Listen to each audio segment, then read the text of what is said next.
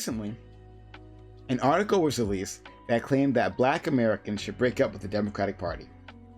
The author says the left is only being performative in its rhetoric about advocating for Black individuals. Do you think there is anything to her claims? Is there any real utility for Black Americans to break up with the party? If so, are there any actual options that are feasible? If not, can the Democratic Party be reformed from the inside? So I don't remember who gave me this topic. It was me. Oh, okay. Gambit. Sorry about that. I usually write these things down, so I apologize. I'm gonna give people credit. So thank you for that. Yeah, this is. We've definitely danced around this issue before, but yeah, we're tackling it straight on. What should we do as Black Americans with the Democratic Party? Oh man, I know there's some hot takes on this, so we'll just get to it. But keep your openings like not too long, like so we can get to the open. All right, so Fanatic. I didn't want to go first, so I'm just gonna go ahead and keep it super short. A kid goes up to his mother and he asks her, "What's the difference between the Democrat Party and the Republican Party?" And the mom says, "Well, the Democrat Party is like a very sweet auntie who tells you that she's going to take you to Disneyland. And as time goes on, things just keep coming up, and so she just never takes you. And the Republican Party is like a grumpy uncle who says, we don't have enough money to go to Disneyland. And then you find out that he went there himself." That's my... Okay. All right. Great, man. That's one way to do it. Okay. Let's go to Bam. Yeah, I think there's... Somebody said change the title. Oh. Yeah. They know. Nobody cares what they say. I'd say, yeah, I think there's substantial difference between the Democrat and Republican Party. I think we're seeing that now with our Supreme Court system, Roe versus Wade. It's not specifically with Black people, but I think we're seeing the differences. In terms of, I watched the video. I'm, like I said, keeping this really quick. I watched the video that was posted. I thought that when Mark Lamont Hill asked the lady to apply her line of thinking of what benefit Black people could see from separating from the party, like, and how would she have applied her views to the previous election, her response was the candidate should have been better. So it seems like when we say this, we have no applicable way of using this philosophy, which makes it useless. The Democrat Party isn't perfect, but it's the best thing Black people have. Top talking. I don't like the characterization of this as like a breakup. Nobody should be loyal to any party. You should support the party that most closely aligns with your interests. Otherwise, you're essentially voting for the other party. At the end of the day, I'm actually going to take a play out of Gambit's book. If political parties aren't doing what black people want, you got to go do it yourself a little bit, right? We gotta work on our communities. We gotta support each other. Like Gambit's always he's teaching people how to code, right? He talks about like black people sharing wealth with each other. But at the end of the day, when we showed up to voting booth, like we can't pretend like if we start casting Republican ballots or if we stop casting Democratic ballots, because that's essentially the same thing, that more legislation or more political power is going to be wielded by black people. At the end of the day, we're probably giving more power to the enemy, right? And if all like voting for a Democrat does is stop racist white nationalists or Republicans from passing anti-black laws, then I'm all for it. The Democratic Party might not be doing the best, but like that's where I'm at. I like Fanatics opening. I'm gonna add a little bit onto that. Like you have the aunt who's sweet on you. She said she's gonna take you to Disneyland, and then you have the uncle. For me, the aunt's way worse. The uncle is a dick. I hate the uncle. I'm always gonna hate the uncle. That's fine. But the aunt lies to me every single time, and the aunt expects me to get my hopes up every time she wants something. So that like she lures me on with the advent of Disneyland. I'm fucking tired of it at this point. Like for me, it's not about whether or not the black people should split with the Democrats. It's why haven't we? Like I'm tired of fucking being strung along time after time being promised shit. I've been watching this shit since I was a kid. I've grown up in my grandma's room watching CNN, and this has been the same shit. Now that I'm a voter, I don't have a reason. This is my first vote in election, 2022. They better bring the shit they promised in the election, or else I'm not certain I'm gonna be voting for them. I'm just gonna vote for the best person who, you know, has the best platform. And like, that's all I can do at this point. I'm not holding to one party. I know the history of this country. Gambit. So if you're a Republican listening to this, there's no way we're voting for you, just to let y'all know. But anyway, yeah, I think I've always been on the train of thought that I'm not choosing a lesser of two evils. If there are two people who mean to do me harm, the idea that I would join one of them in my demise is absolutely like idiotic. So I agree with Pyro. It's like, why haven't we divorced the Democratic Party sooner? A lot of people will bring up like electability, and they'll talk about how the Republican boogeyman might get in power, blah, blah, blah. I don't care about any of that. So my morals are not joining in my own demise. I'm not sure of what party we go for, what candidates we look to. I'm a big Andrew Yang fan and stuff. But I'll never again in my life vote for lesser of two evils in any way. If it's not an actual good candidate that plans to do something progressive for Black people in this country, there's absolutely no way they'll ever get my vote, like forever. Dream? I think the solution to all of this is just like, first and foremost, you got to vote locally, because local elections impact your life more than anything. Like, to be honest, I don't think Donald Trump has ever impacted my life. That's just my personal opinion. I mean, it could impact yours. For me, I don't think Donald Trump has. I don't think Joe Biden has. I think my local politics, like voting for my mayor, my district supervisor, my board of education members, that has impacted me more than anything. My sheriffs, that has impacted me more than anything. But and overall, I think you should vote for whoever you think is the best candidate. Vote your values and your morals. And I agree with Gambit. You should be voting for no evil at all. You know what I'm saying? If they're both trying to do harm. That's why I wrote in Andrew Yang's name. I mean, I live in a blue city. It was going to be Biden anyways. But me personally, I voted for Andrew Yang. And I do think like the back of my mind, I was hoping that Donald Trump would get reelected too, just so the Democratic Party can learn a lesson. And like, we need to stop electing these very unpopular, unelectable candidates. Like, why would you pick Hillary Clinton? Why would you want Joe Biden to represent the Democrat? Like, it's just so bad, immoral candidates. And so if this happened 2 terms in a row, it'd be like, oh, 2 terms in a row, we picked the wrong candidate. I think we should look differently. That's why I wanted Donald Trump to win a little bit, just so the Democratic Party needs to learn a lesson. And I think we should teach them a lesson as Black voters, and you know what I'm saying, stop being blind loyal dogs to the Democratic Party. Let's go. Gillis. Yeah, I mean, I've talked about it before that like Democrats or Republicans are essentially capitalists with different types of ideals.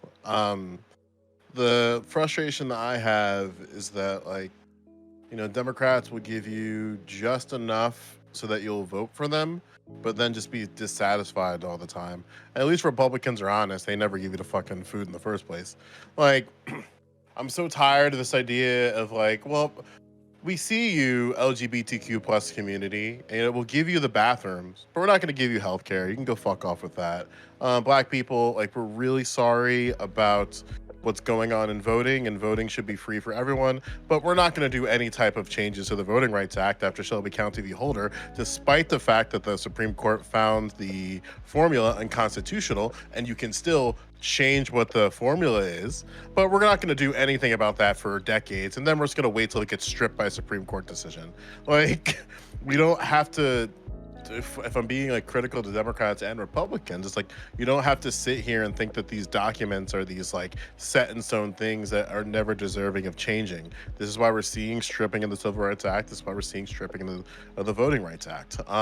Like, I've said this before, and I got flack on this during the last election, is that I'm just voting for just a terrain of struggle. I'm not voting for for Joe Biden and Donald Trump. It's like I'm a teacher who has aspirations to be a member of the school board or the township council, with maybe even aspirations beyond that, maybe representing my district. So what piece of shit piece of shits at the federal level do I have to tolerate to get to that goal? For Donald Trump, Joe Biden, it makes no difference to me. And I've said that before and I'll say it again.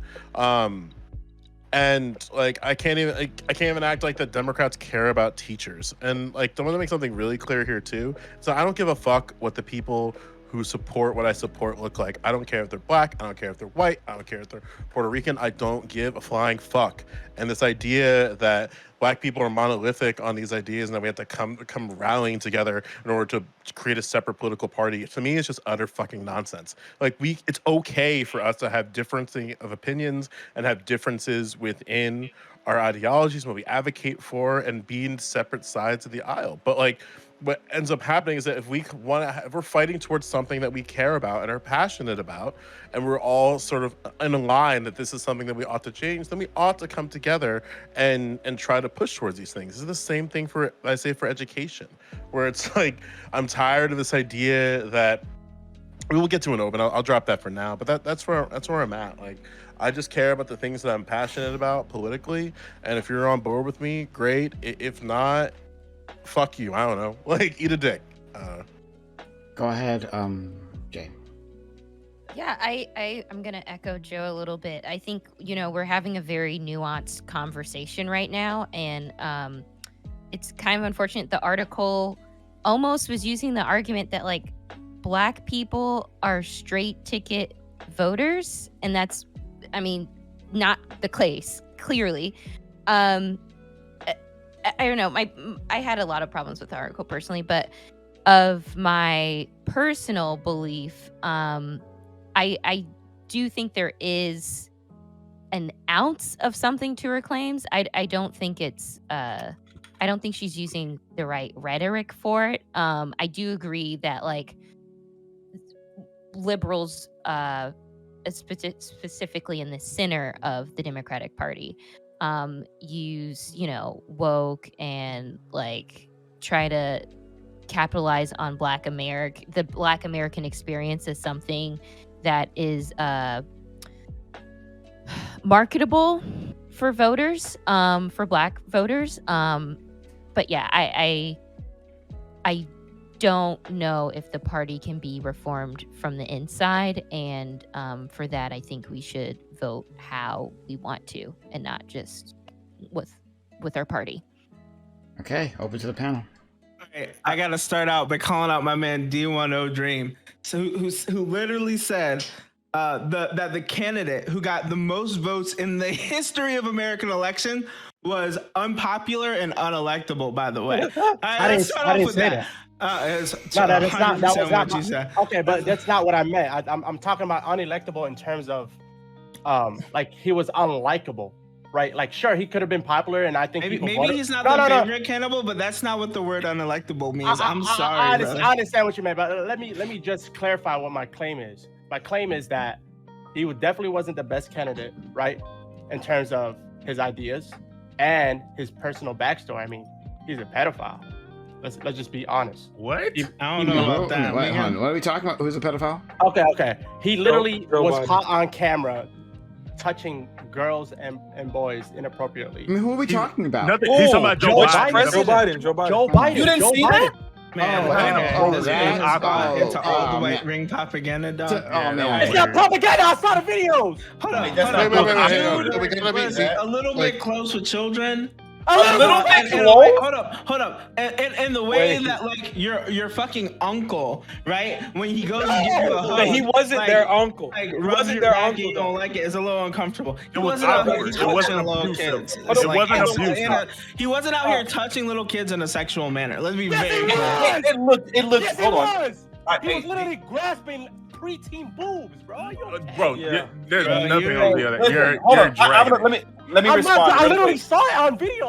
I wish I Okay, could can pick we it get back on Okay, topic? Because this is better- wildly off into the weeds. Jesus, this is an open Well, panel. okay, hold on. I got you. Yes, we can get back on topic, but before we do so, I'm gonna go ahead and respond to that because I just don't like it like that takes floating out there too long.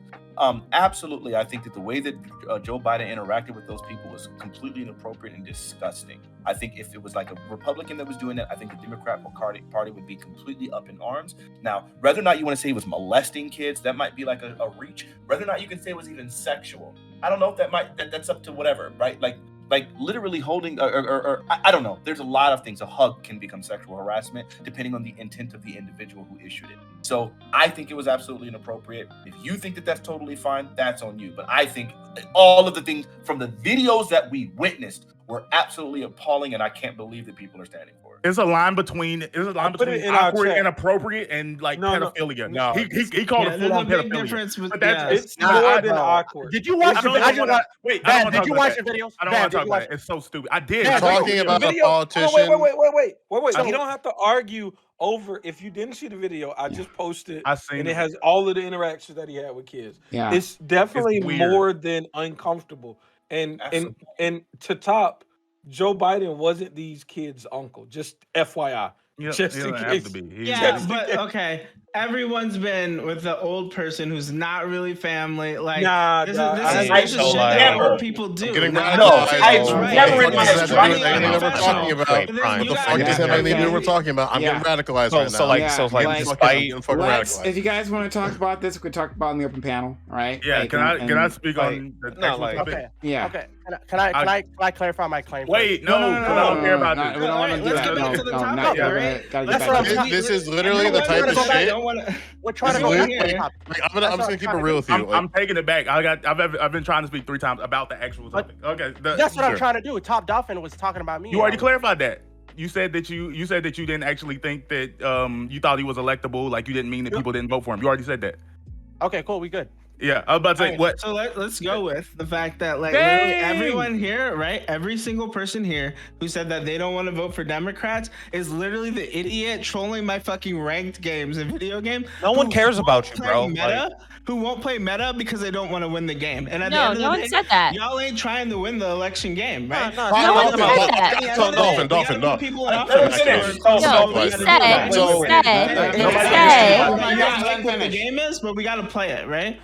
All right. Yeah, You if can we're play- you playing can play the all game, win. hold up. I'm fucking That's pissed. a If we're gonna battle play the on the game, Top Dolphin, why the fuck are we allowing Republican majorities at the local level? Republicans have the fucking game on lock. Democrats are fucking losers. And then we act like they're fucking winners all the time and taunting that shit. They have a majority at the state legislature. And meanwhile, we can't even get fucking Democrats out to vote because they're so comfortable in their blue ass districts. Meanwhile, their blue ass fucking districts are actually where Republicans play the fucking game. They have the local level on lockdown. I don't know how Democrats can get that back. My problem is like you're so fucking like no, the corporate Democrats that we're talking about supporting, they're playing a radically different game from you, bro. They're making underhanded deals with the Republicans so they can keep their fucking seats. Like they're promising us shit year after year after year, and you're like, no, Democrats we have ain't to winning keep them in shit. office. They're not They're not winning winning shit. They're shit. not getting the support. The only reason people vote for them now is because they're not Republicans, because we know they're worse, because we have a two-party system, bro. I'm tired of it. We If they can need to fucking lose to feel the burn of it, fuck me. Because apparently Trump's not enough. I'll vote for the motherfuckers who actually have good ideas. And let's be honest about it too. Like just as honest as we can here. Like we understand that Democrats notice minorities, and that's their baseline. Like the biggest frustration that I have with Republicans is their refusal to have an honest look at their electorate, because they understand that certain parts of their electorate are really deep and powerful. I've said it time and time again. Christian evangelical women have a monopoly in the Republican Party, and it's a part of the electorate that every single Republican will fucking bow to the knee for, because they have the political power and political capital to make sure that the conversation about abortion stays in the forefront.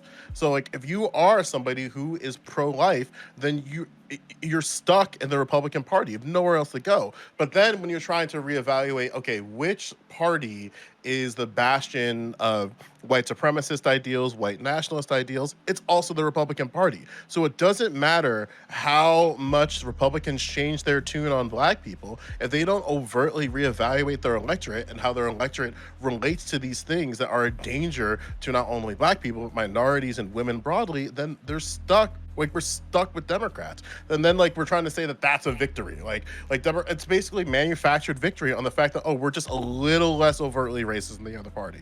I think Sure. everyone, Let's look at what that victory online, actually looks like. Oh, Like, look God. at like someone like Bill Clinton, who's supposedly a victory for Worst us, president. and where all of that legislation comes from that is directly harmful to black people. It's absolutely atrocious. Show me another politician in the last 20 years that has done anything, 30 years even, that has done something equivalent, right? Like to Bill Clinton's crime bill that was written by Joe Biden. Show me someone. Other than that, it There's seems no one. like right. So what we're really doing is we're saying it's the lesser of two evils, and this evil seems like sometimes it's worse.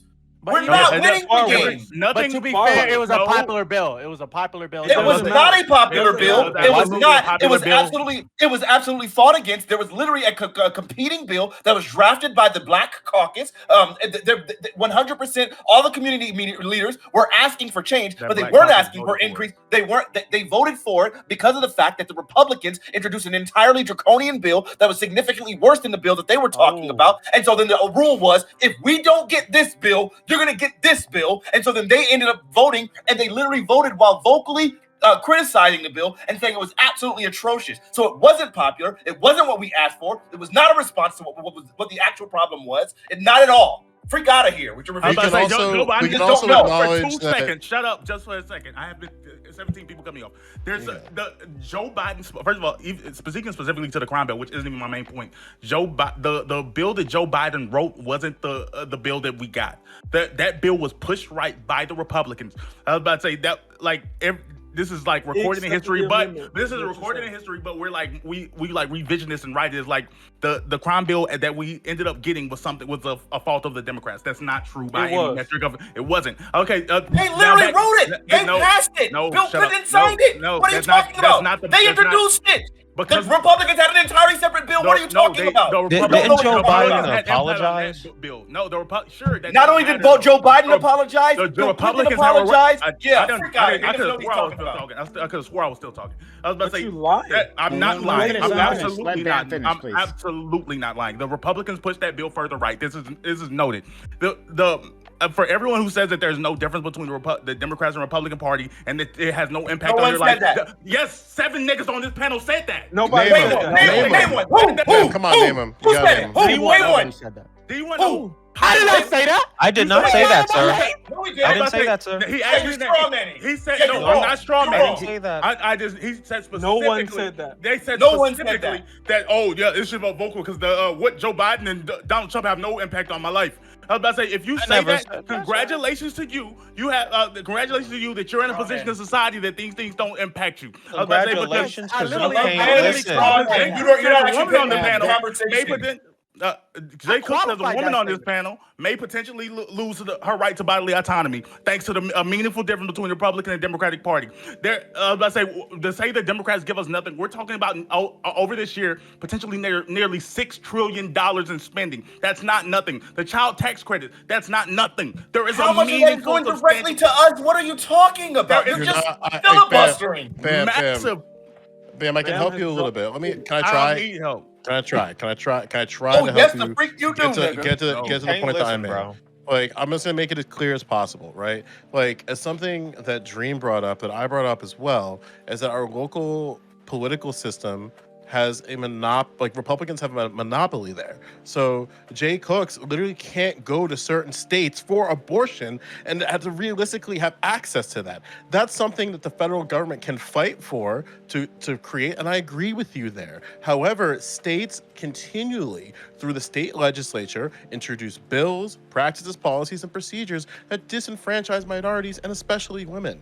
And then we try to act like the federal government is going to be the savior and trying to rectify this, when in reality, we need to get people more politically activated and motivated so that we can actually fight at the state level. So often we see poor voter turnout at midterm elections, where we get people to show up for Biden and Trump, but then we can barely get people to show up for like primaries and gubernatorial elections. We saw in Virginia what that looks like. Virginia broke their voting numbers from the 2020 election to this midterm. Why? Because somebody tapped into something at the local level there, so they were able to, in counties like Loudoun, Prince William, and Fairfax, match or grow past the numbers that they did for the fucking presidential election. The voting turnout was insane in Virginia. I'm And to pro act local like, politics. yeah, then be pro local politics, But I'm not don't, going to like, cast out it's national politics for We're that. not because saying that to is cast it out. We're not saying to cast That's it the out. argument you be made in. Like No. the Democratic Party I'm does saying nothing. No we one's This making nigga that just walked argument, we out. bro. can walk and He's chew just straw gum man at the whole the time. we can walk and chew gum at the same time. No, I don't think anybody would assert that we can't keep a pulse at the federal level, but we got to understand that Republicans are winning at the state. They are overtly winning at the state and continually to do so. So the questions that I have is, how do we get people in Democrat and like in blue counties and blue areas going to vote in areas that they feel like their politicians are secure, but also at the same time, how do we deal with these swing counties and these swing townships that have shown in Georgia to vastly change what American look like, what American politics in those areas look like? Like, we can walk and chew gum at the same time, but my argument will always be, is that we have to really make sure that we get people motivated and politically activated at the local level, and they'll make it to the federal. We can get them there, but we got to really prioritize the local level, because right now Republicans are winning. Yeah, Joe is basically saying a trickle-up voting system or a voting strategy where you vote locally and then regionally and then statewide. And then if it makes it popular, you know what I'm saying, it has to start locally first. And then obviously, the more popular you get, the more traction you get, the more momentum you have starting at the local level, then you can advocate with more force and more influence at the national level. I never claimed ignore national debate. You said Trump to the one. I said at the back of my mind, I was hoping for Trump to win so that the Democratic Party could learn a lesson. And that's what it impacted black people's lives negatively, like awfully. So these state legislatures I never said the state legislature doesn't. I'm saying I'm calling you out for what you said. the Democratic Party. But like no, like who mean here different. said that they weren't different though? Like D10 said Nobody. that he wanted Trump to win. But like, And then most of the motherfuckers said y'all ain't voting blue. So like, yeah, That's not what we said. Wait, Time time out. Y'all the one saying like we have to vote blue. I'm just saying I'm not gonna vote blue because from my perspective, they ain't doing it for me. Yeah. What the fuck is Or wrong you with don't that, think bro? there would be a difference then? It doesn't matter to you. No, it's not a matter of whether you think they're gonna. Wait, hold on. No. Wait. You understand that these two sentences are different, right? I don't like either of these options, but they are still distinct. For example, I don't like broccoli and I don't like spinach. That doesn't mean that broccoli and spinach are identical, right? It just means I don't like either one of them. No one's saying that they're identical, so use your brain and stop making that stupid argument. Because no one said it. Wait, are you saying that it's not worth it to make a decision between those two? It doesn't impact it's black not. people's Sure, lives. I don't think it's worth it to make a decision for spinach or broccoli because I hate them both. That doesn't mean that they're the same. Then you don't give a F we're about in black people. agreement that both of these Yeah, parties you're and a their party current state, loyalist. yeah, You're like a party we loyalist that think people Yeah. can't stretch outside the Democratic Party. Cool, bam, that's you. But that's fine. Yeah. But you're gonna continue to lose the war because you're worried about individual battles. That's the problem Right. with your line of thinking. When you buy into this electability bullshit, where the Democrats are doing all of this horrendous shit all over the fucking country, such as removing fucking advanced math for black people, how about that? You're not gonna talk about stupid shit like that though. That's gonna affect generations of fucking You black can have people. criticism Hold without on. saying that I'm No, willing to these aren't sacrifice criticisms. people's These aren't lives. criticisms. Hold on, Ben. This is Hold on, shit Ben. that we don't want. These aren't criticisms. This Ben. shit that I actively don't want.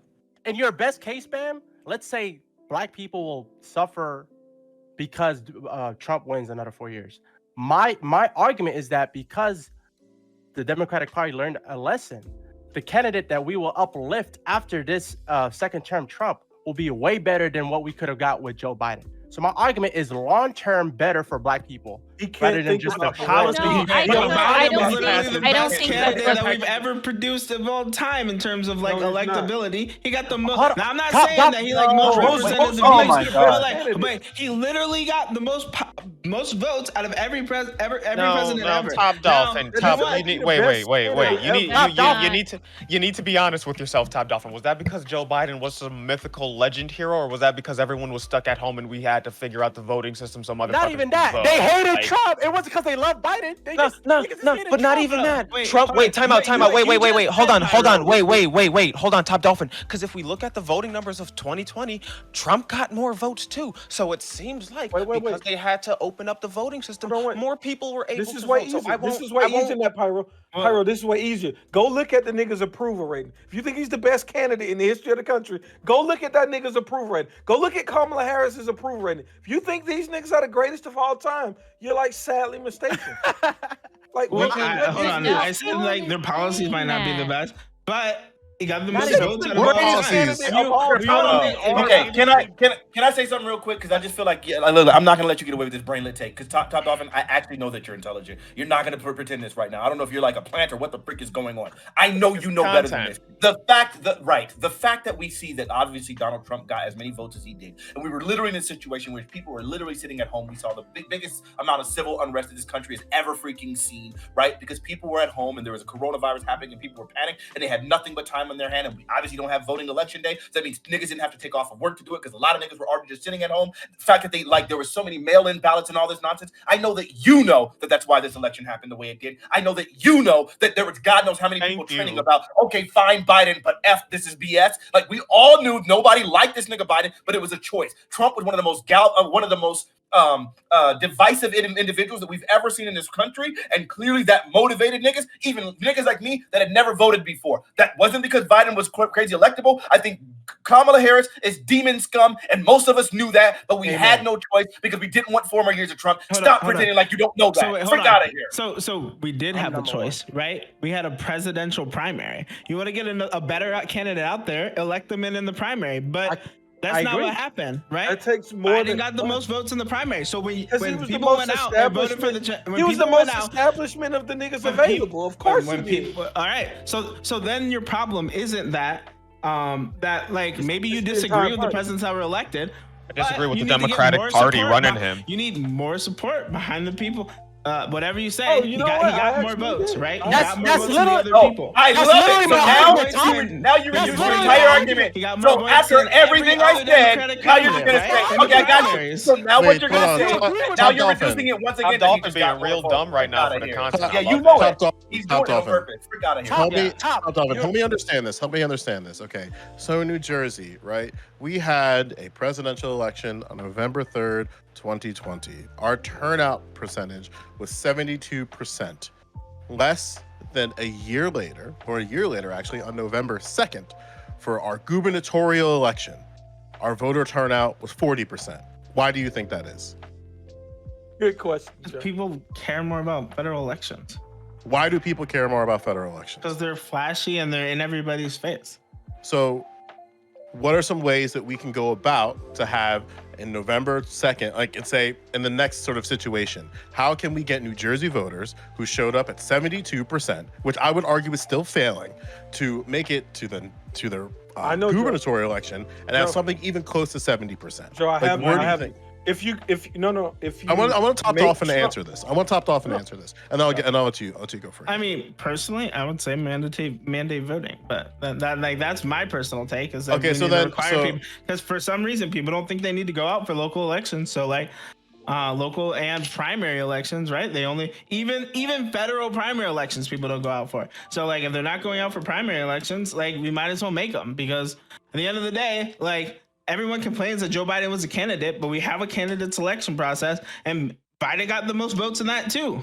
And then, like, so let's break this down too, right? So in Virginia, the same situation happened. The voter turnout in Virginia was about 75%, 74 points, I think, like 4 or 5. Hold on, Joe. in If you're gonna 2020. lead me down the whole, we need to be more active at the local level. I don't disagree with you. Right. okay? Nobody said Right, that. but Nobody said again, what you otherwise. but I'm leading you down this hole because your fucking take is fucking stupid. Even when we look at the 2020 gubernatorial election in Virginia, Nobody cared. We who cared. won, The one that we're like, oh my gosh, Terry McAuliffe was like failed and said like all this horrible shit, and Glenn Youngkin just came around and swung Virginia blue, or swung Virginia red, excuse me. Even in that election that was touted as this like a significant part of like what we're talking about now and why Democrats are unelectable or really challenging, that voter turnout was 55%. So like we see what happens. We're not asking for a lot. Like, and maybe you agree with this, and I hope you agree with this, that there needs to be, for Democrats to start winning, and actually winning at the local level, where I would argue matters in more people's lives more, they need to have a conscious, dedicated effort in these gubernatorial candidates, in these local races. And I think you don't disagree with that, because again, we are seeing in this next election, in a couple months from now, multiple states that have governors up on the block, multiple states with state legislature on the block. And we don't hear any federal buzzing of that. We don't see AOC advocating for candidates locally. We don't see Barack Obama going to local. To be fair, he did it to Terry McAuliffe, but for Terry McAuliffe, it's a little too late because he kind of fucked up on the debate with Glenn Youngkin. But we can recognize that, hey, the federal government and federal politicians in the House of Representatives and Senate can start advocating for candidates within their own states, instead of trying to paint this idea that, well, the Republicans are doing all those things and they're the enemy. Sure, we can agree that they're the enemy, but Democrats don't do shit when it comes to advocating for candidates locally. Like we watched Mitch McConnell walk into a seat because Nancy Pelosi's fucking stupid, and the Democrats tried to position a person to go up against Mitch McConnell just to lose. Like, what are we doing? I don't disagree with you, but I don't think the solution is to take your fucking foot out the race at the federal level, right? I'm not asking you to take the foot out the race. Like multiple people here in their opening statements said that they're not going to vote Democrat. Said that they'd rather watch the Republicans win and watch the world burn so the Democrats can a bunch of people learn a lesson, right? That's so you're saying this whole time.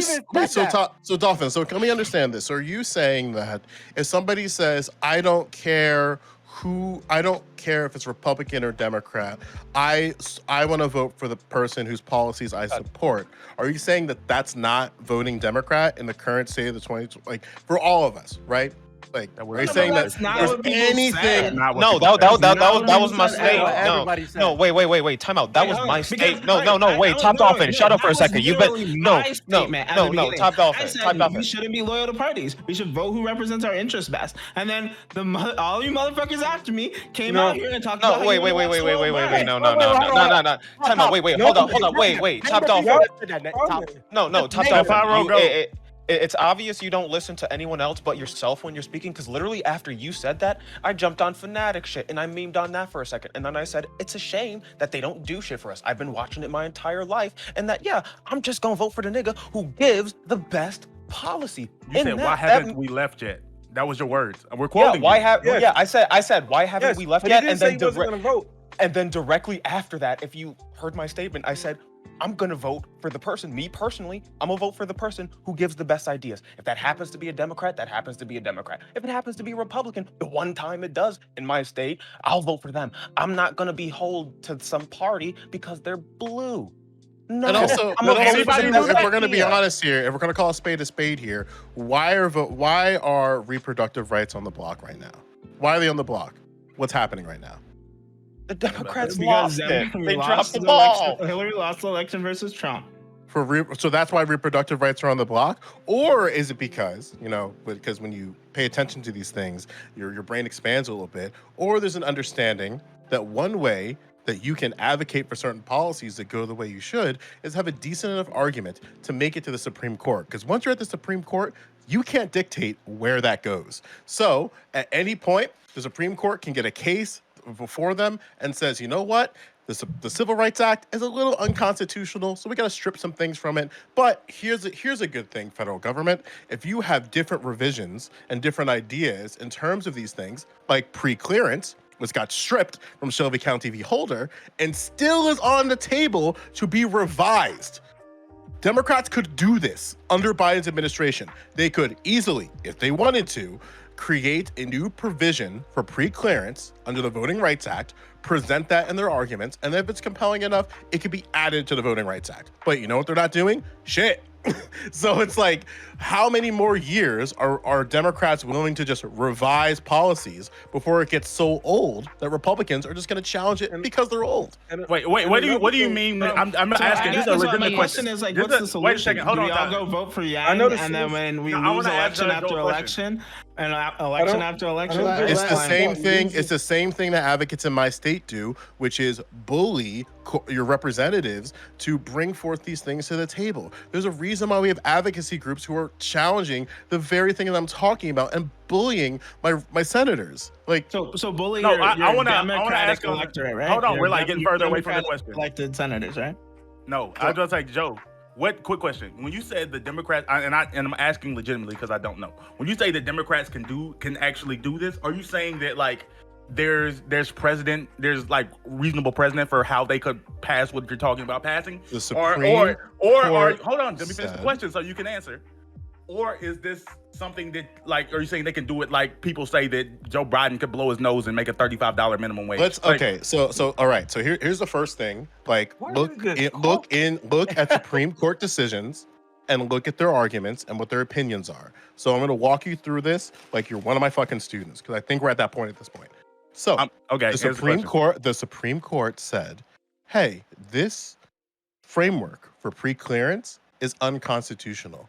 However, you can make a new pre-clearance coverage with approval of the House or Senate. I think it was the Senate, if I'm remembering correctly, which means that when they come to the point where they need to revise the Voting Rights Act so it continues in the X amount of years, they can make revisions to these laws and have debate about them and have conversations about them and maybe even vote with their majorities to have changes towards them.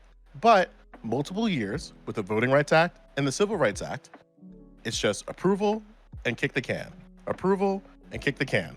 Approval and kick the can. You avoid the question. I'm asking. Even with LBJ, when he commissioned through executive order a report to talk about the grievances that are happening in the hot summer, which is the Moynihan report.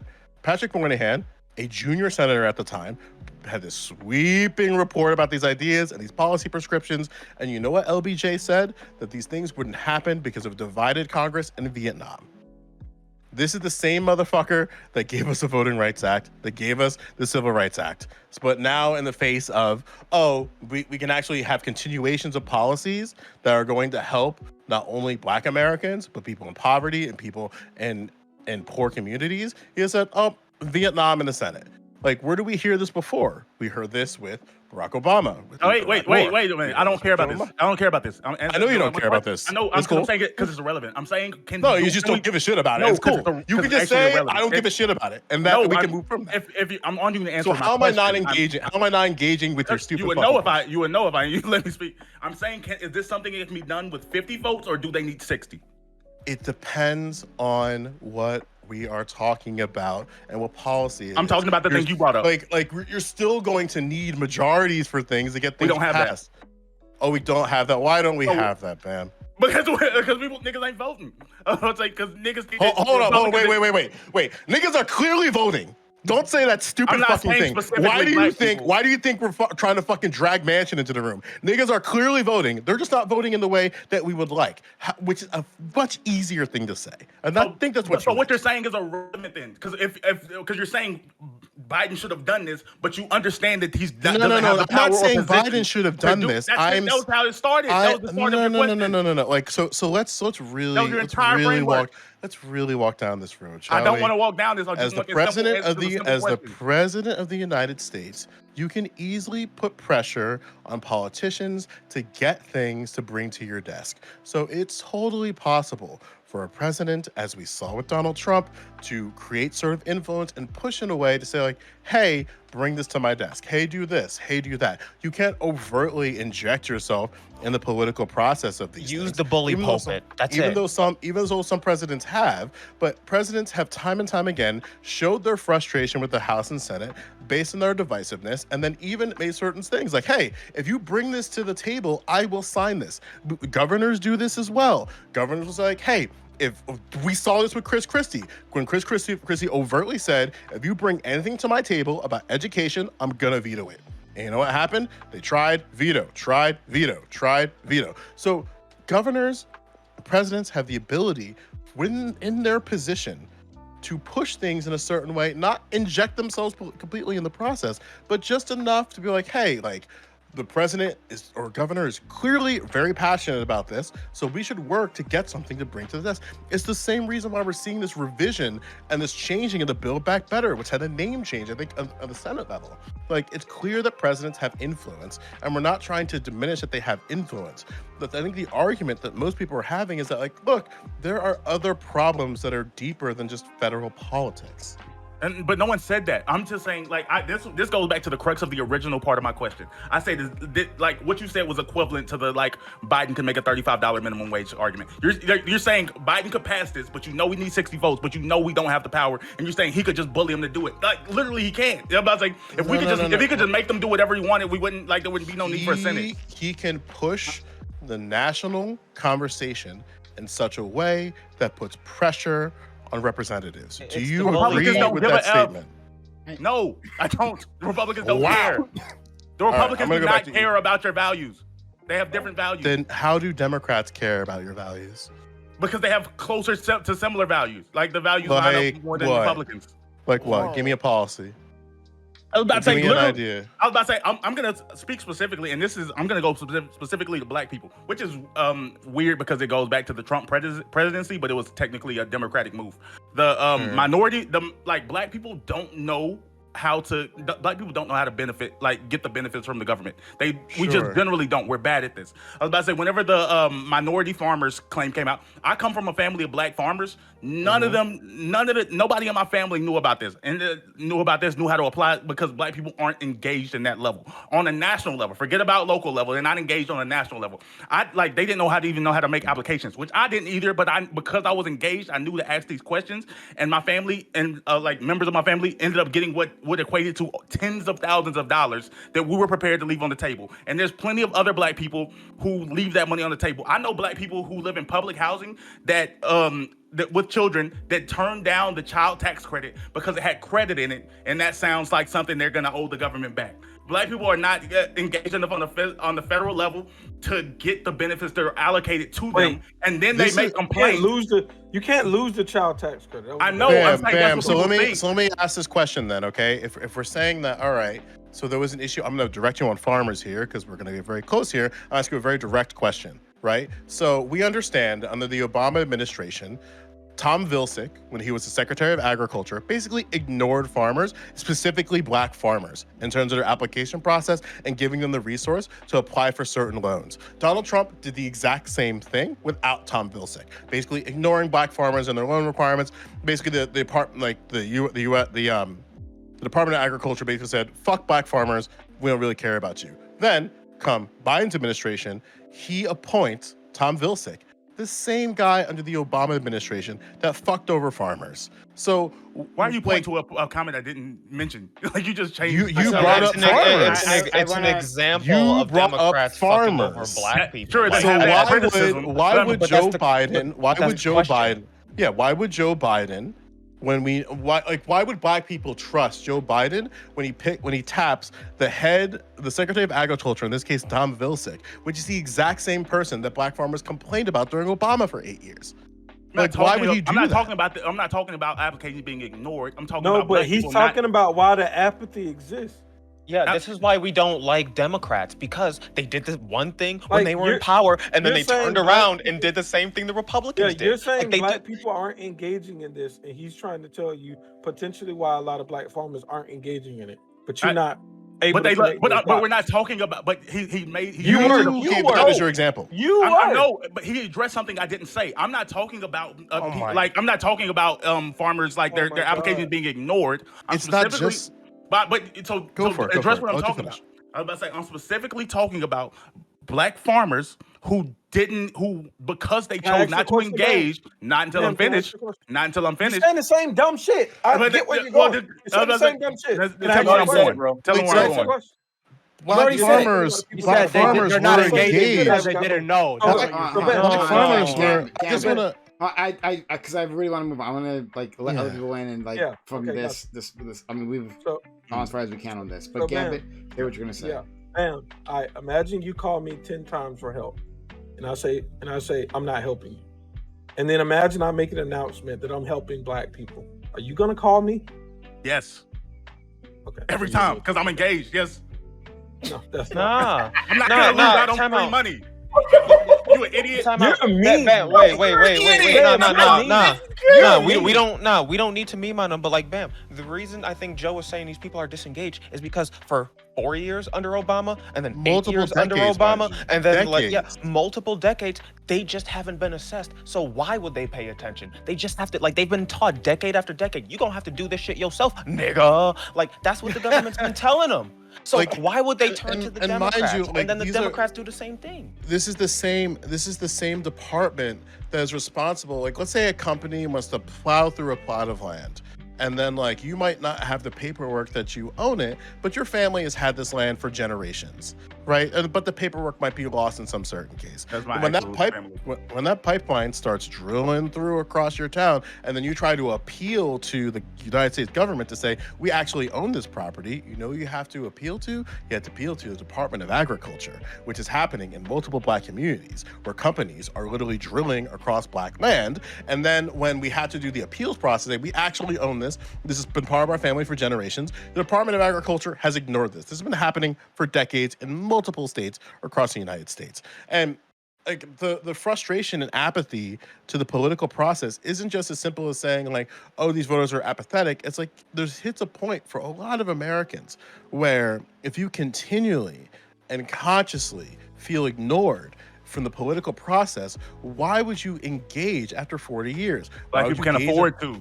We cannot afford to be apathetic. I don't give a F about your opinion. So then why are we not trying to get them back into the game and trust the process? Like, how am I supposed to talk to a black farmer who hated Tom Vilsack during Obama when he's under Tom Vilsack's the same person under Trump? Under Biden. Like, how am I supposed to say, oh, this is going to be different now? This is a different Tom Vilsack. Because the money's there and you need to at least apply. Again, I don't give a F about your apathy. Black people are not in a position. I'm absolutely engaged. I'm addressing specifically. You gotta move on from He's asking how can I tell people not to be apathetic? And I'm saying we black people are in a position, like in a socioeconomic position that's very particular to us that we cannot afford to be apathetic. We cannot afford to disengage. We can't afford. No. Don't engage him. Let him go. He's not really engaging. Just let him go. No. I got to though. No, you don't. Hold on. The real thing is black people can't afford to be ignorant. And people like you, Bam, when you do the same thing and you keep getting the same result, you're ignorant. So that creates a generation. But it was a different result. No. I'm gonna finish. That creates a generation of ignorant niggas like you that try the same thing and get the same result and claim that you're engaged. Nobody gives a fuck if you're engaged in a process that doesn't give a shit about you. The better thing to do is find some other shit to do that might actually help you. That's what black people can afford to do. They can't afford to be career Democrats and ignorant like you want us to be. That's what we can't afford. To pass down to our kids, hey, go vote for the Democrats. That's what you want us to do. And that's stupid as fuck. But parties don't matter on a local level, but like on a that's why I'm saying I don't get why the local level is part of this conversation. Parties don't even matter. We're not talking about the local level. But I'm saying on a federal level, the 14 niggas going and starting the black party is not going to impact black people's life. Who said that? No one said that, bro. I'm saying all you can do is said specifically the opposite. Wait, are we said saying specifically wait. We said specifically the opposite. We didn't want that. We're only talking about Democrats and Republicans. Look. I mean, all right. I want other people to feel a chance to talk. We still got plenty of time. I want to hear from other people. All right. So, anyone else? Yeah. It sounds like you guys are literally talking about two different things, and I know you're not gonna resolve it at the end of this conversation, but okay, this is an olive branch, bam. So like, if are you saying that there should be a better educated Black electorate? That's what you're saying? But specifically, like, because the people are saying, like, I'm not talking about a third party, I'm just talking about the Democrat and Republican Party. Like, there is the choice between those two is obvious. That's the only reason. Like, if you're talking about a third party, I think that's a dumb idea. If you're not talking about a third party, there's only one option in today's political climate for Black people. Okay, so I want to say something really quick. I'm just going to go ahead and just move the conversation because he's really not engaging. So I think what I think the idea that a lot of us have, right, is like that because of the fact that Democrats recognize that, like, Democrats recognize that they have our vote, and because of that, they're not really doing anything to actually like court our vote. And I feel like similarly, Republicans also feel like, man, we got the Black vote, we don't have anything to worry about. So then they don't feel like they do anything. I'm sorry, the Republicans feel like we know that the Democrats have the Black vote, so we don't have to appeal to them in any capacity because we'll get nothing. So then they just give up, and they're not willing to go forth in any capacity either. So I think what sounds to me would be a reasonable solution would be to say, hey, well, if we don't just give them our vote, because you've heard the phrase, why buy the cow when the milk is free? If they don't get our vote for free, then it at least forces, like, it encourages the Republicans to engage and see if, hey, we can court votes. And it also encourages Democrats to recognize, like, hey, like, we better do something or we're going to lose this vote. Because as it stands now, they're not doing enough. It's the same thing as like how some people you do it like little children will do it, like where it's like, fine, I'm gonna take my ball and go home unless you give me X, and eventually you have to capitulate, or it's like, okay, I just want me to play the ball, and it's the same kind of process. So okay, Candace Owen ass. That wasn't directed at you, Bam. You don't got to respond to that. That was a Candace Owen argument. So fuck. I think I just lost it. But I wanted to ask about like, it was actually something that Dream had said previously. I wanted to ask about that. You said that if Trump got reelected, then what would come next would be like better for Black Americans, right? Or just for everyone as well. Because if Black people took away our vote, right? So let's say we voted for Republican. So like working off what Fanatic said there, right? I believe, right? You saying? Sorry, did not I get necessarily your? that we voted. Sorry. He was not saying that we voted for Republicans. Just that if Trump won, the Democratic Party would have to capitulate. Okay. Or they would understand. That so they don't by not voting, then by not voting, right? And then by us not voting, and then Trump wins, like the next time around. Is that Fanatic? Did I get your?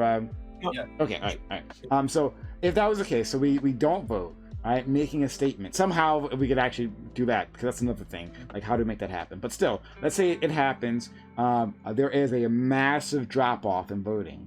And then Trump comes in office, right? To, quote-unquote, teach the Democratic Party a lesson. Are we saying that the damage that Trump can do, re-elected into office, right, is less than what we might get with a potential candidate that we don't even know who that is in the future? Sure. So I think no, let me respond, please. Okay, so what I think is happening there is it's looking really, really short-sighted, right? Because sure, I'm not making the statement that an individual candidate would somehow create some sort of create enough change to like undo what 8 years of Trump was going to do. Like, I wouldn't make that argument. But what I would say is what that will do is it would cause the Democrat Party to recognize that for future, from now until forever, if they want to get our vote, then they are required to actually do something to court our vote, and that we won't just be going along with them, letting them like string us along. It's basically an end to the carrot on a stick and saying, actually give me the meat. And it wouldn't be done with one candidate; it would be done like in perpetuity. You look at the fact that the political parties switched, right? And Black people at one point were incredibly Republican, and after that, once the Republican Party failed us in the way that they did, then we went Democrat, and we've never gone back. And now the Democrat Party, they at first were doing the things that we were talking about. They were passing some of the civil rights legislation, things like that. They were advocating for us for a while. And now that's gone. And it seems like they don't feel like they need to try anymore. And I'm advocating for something that I believe would cause them to at least try again. Okay, yeah, I can give a connection with Virginia, right? Because one of the things that Republicans were able to do in Virginia, for instance, is to politically activate parents, which has been historically a voting bloc that has been very sort of politically apathetic to the process, right?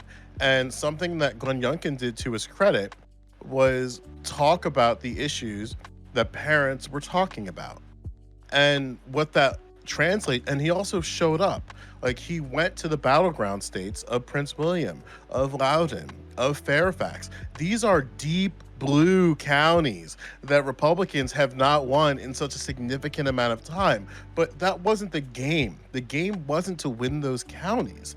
The game is to get the Republicans in those counties motivated enough to have just even the slightest indication that they could influence a political process in some way. Because again, it's still whoever has the most votes wins. And you're in a metropolitan area, the DC Metro, that even though they vote Democrat, that doesn't mean that Republicans don't live there. And that's kind of like my point, where I think something pragmatically, if we're looking to galvanize the vote, for Democrats to really like galvanize the vote, is not only sort of talk about the policies and talk about the things that are going to help people, but actually follow through with that. Like, I think, although I believe that Glenn Youngkin is basically a bunch of empty promises, because there's not really much a governor can do in Virginia in their term, but that's a totally different problem. I do think that it's possible for Democrats to be a bit more targeted and dedicated on the policy that they propose and following through with that. Like, we see what happens with Joe Biden and in terms of like Build Back Better. Like, the longer we have to wait for Joe Biden to get a win electorally, legislatively, the lower that rating's going to drop, because more factors are going to start compounding on themselves. So I think that and also, like, to say, like, if we were to relinquish the black vote entirely, that would have the impact of basically turning the entire country red.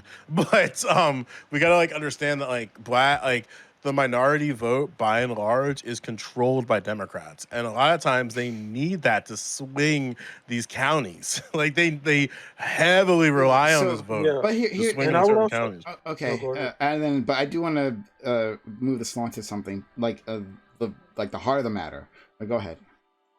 Yeah, I was just gonna say, and I think this is like a part of the heart, because we talk about apathy and everything else. Like, the Democratic Party doesn't do economic policy for Black people, and that's what actually matters. I don't care about any of this social bullshit. Like, I love CRT. I think anti-racism is like the devil, but I love CRT. But I give zero fucks about it being taught in class. What I care about is economic policy for Black people to pull us out of the situation. Don't go prophesize about why we are in the situation we're in. Spend that time giving niggas money to get us out of the situation that we're in. Amen. So, like, the Democratic Party, like, Joe Biden talked about student loan shit. He talked about a bunch of shit before he got in office. And then he got in office and none of that shit is talked about, right? There's this new thing that I need to look into and see if it actually makes sense. But yeah, like, they don't, on a grand scale, they talk all of this shit to Black people, and then once they're elected, none of it happens in economic policy. Okay, so I want to move this to the next step, and then we'll go to Pyro. So, all right, you guys are saying, like, yes, maybe if we simply stop voting. I mean, we're voting for Republicans. It's just like full stop. No, right? We can't do that, obviously, right? It's just voting for, like, supporting our abuser. Like, why would you do that? But about the Democratic Party? I think Democrats don't abuse you, Prime? Look, no, I mean, no, I think there's one that will physically abuse you and then other one neglects you. Like, I hear you, right? But Bill Clinton was abused. Yeah, the crime bill wasn't neglect. Fair enough. Look, I mean, look, It I actually hear you. charged You our guys kids. aren't. It actually started charging our kids. I'm not. as I'm not. adults. I'm But not no, arguing with you guys, right? Like I've railed against I it, and who pushed that through? That was fucking Biden. I was saying that all throughout the primaries, right? Like, so I hear you, right? Like preaching to the choir. But here's the tough part. Black people, aren't a monolith. We think differently. We act differently. Oh, you can see that here, right? We have different opinions. How could we possibly actually enact that as a solution?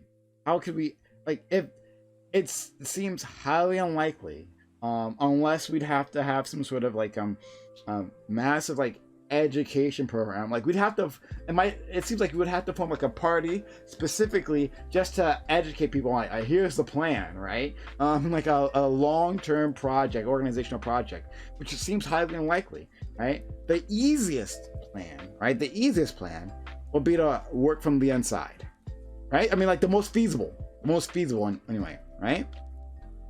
I mean, So like I know Pyro's next then. Yeah, no, because I agree with what 100% you said, because like sad fact is Black people have been in this situation before, and Fanatic pointed it out like right after the end of the Civil War, around Reconstruction. The reason that ended was because the Republicans who Black people supported, vote after vote, they started to lose power because people didn't care enough about like that shit at the time. So they started to lose power. It ended in like a backway deal where the Democrats and Republicans, the fucking impeachment, the first impeachment of Andrew Johnson, they said, okay, cool, we're gonna get our guy in, but you drop Reconstruction wholesale. And so like we had to deal in a situation where the motherfuckers we were supporting at the time and that, threw our vote behind because they did some really good shit in the past, started to not be in our favor. And the solution is like, I think we should stop having this idea that our vote, or the singularity Black vote, needs to go to one thing. I think that's like part of the issue the Democratic Party sees with the Hispanic community. Like they're trying to do Latinx and shit like that, and it's not fucking working. We just got the poll that shit doesn't hit the way they thought it did. So they're gonna have to rework that shit. And that's kind of what I want to see with the Black community. I want to see, the ideas, the diversity we see on these panels kind of come up and like it not be shot down, because them seeing us as like the vote they have in a bag is part of the problem. They think they already have us because the Republicans are fucking evil. Nah, we tell them what we want. Like if the Republicans do that, throw a vote to them. Like Jesus fuck. Apply. I'm gonna ask. Hold on. What Pyro is saying is, we've all seen the meme where there's the guy with the girlfriend and he's cheating, and she goes back, and she goes back, and she goes back, and she goes back, and he's not gonna stop. And Bam, we want you to understand that guy isn't gonna stop. This wasn't a response to Bam. When you take him back, let them fight. In this situation, when she takes him back, he's not gonna stop cheating. That's what you gotta understand.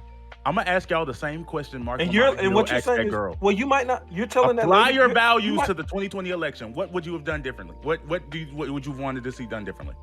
I would have voted for Biden. Wait. I wouldn't have voted for Let me Biden. finish. That would have led to the improvement of Black lives. I wouldn't have voted at all. I just explained it already. No, I'll answer the full.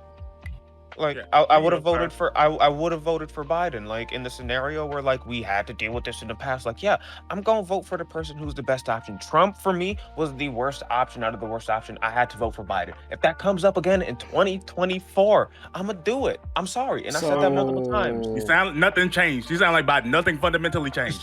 No, we gotta How do you like square, recognize. before then, how do you square that? Sorry, Pyro, you just said like we can't. You just went on about how our votes can't or can't be for one party, right? Can't be owned by one party. If it comes down to that in the presidential election, I'm not gonna throw my vote away on like fucking Harambe. No, if we're talking local elections, I have possibilities. If we're talking my city of Buffalo, I have possibilities. But like that big federal election, nah, maybe I'm gonna have to stick to party lines. And that's what we did in this country beforehand, because it's just been the two parties. Like this is ridiculous. But we also gotta remember too, the process kind of restricts us in party lines as well. Like if I wanted the federal government as a whole, like if I wanted to, here's a good example, right? Like if you are a Democrat and you miss the registration time and the primary comes around for president, and you're just like done with Democrats, you're stuck with voting Democratic in that primary. You can't choose to participate in the Republican primary in that case. So like they're like my point here is that like the system kind of designs us in such a way to sort of adhere to this idea of a two-party system. Like we understand that a third party is possible. Like, but the problem is it's going to take a significant amount of time. The Working Families Party is the third party in this case. They have 3 members in the House. They have about like 70 members in upper and lower seats at the state level. And that's from like 20 years of trying to do this. And like I'm a member of this party as well. Like it's going to take a significant amount of time, and they're arguing for voter fusion. Like the very thing that Prime is talking about, where it's like, and this is something that Maurice talks about, who is also like the head of that party, where it's like, look, like it's very possible for Democrats and Republicans to come at the seat at the table, but there's also a lot of Black Americans, as an example, who vote Republican, but they don't vote Republican on everything, or it might just be just on a few certain issues, but because of how their states lined up and because of how their legislature is, they're red.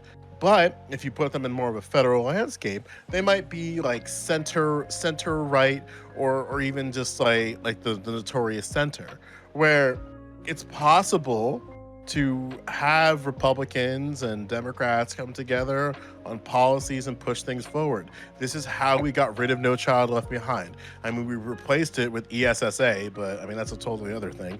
But it's like, there's possibilities for these things. However, I would say, I don't see why it's unpopular to think that, hey, maybe we should reimagine what political parties look like in the United States. Like, it's very clear that Republicans are dissatisfied with the right and Democrats are dissatisfied with the left. These two things aren't monolithic. So maybe it's okay for different branches of right-leaning individuals creating a party for themselves. Maybe it's okay for left-leaning individuals to come together and create a party for themselves.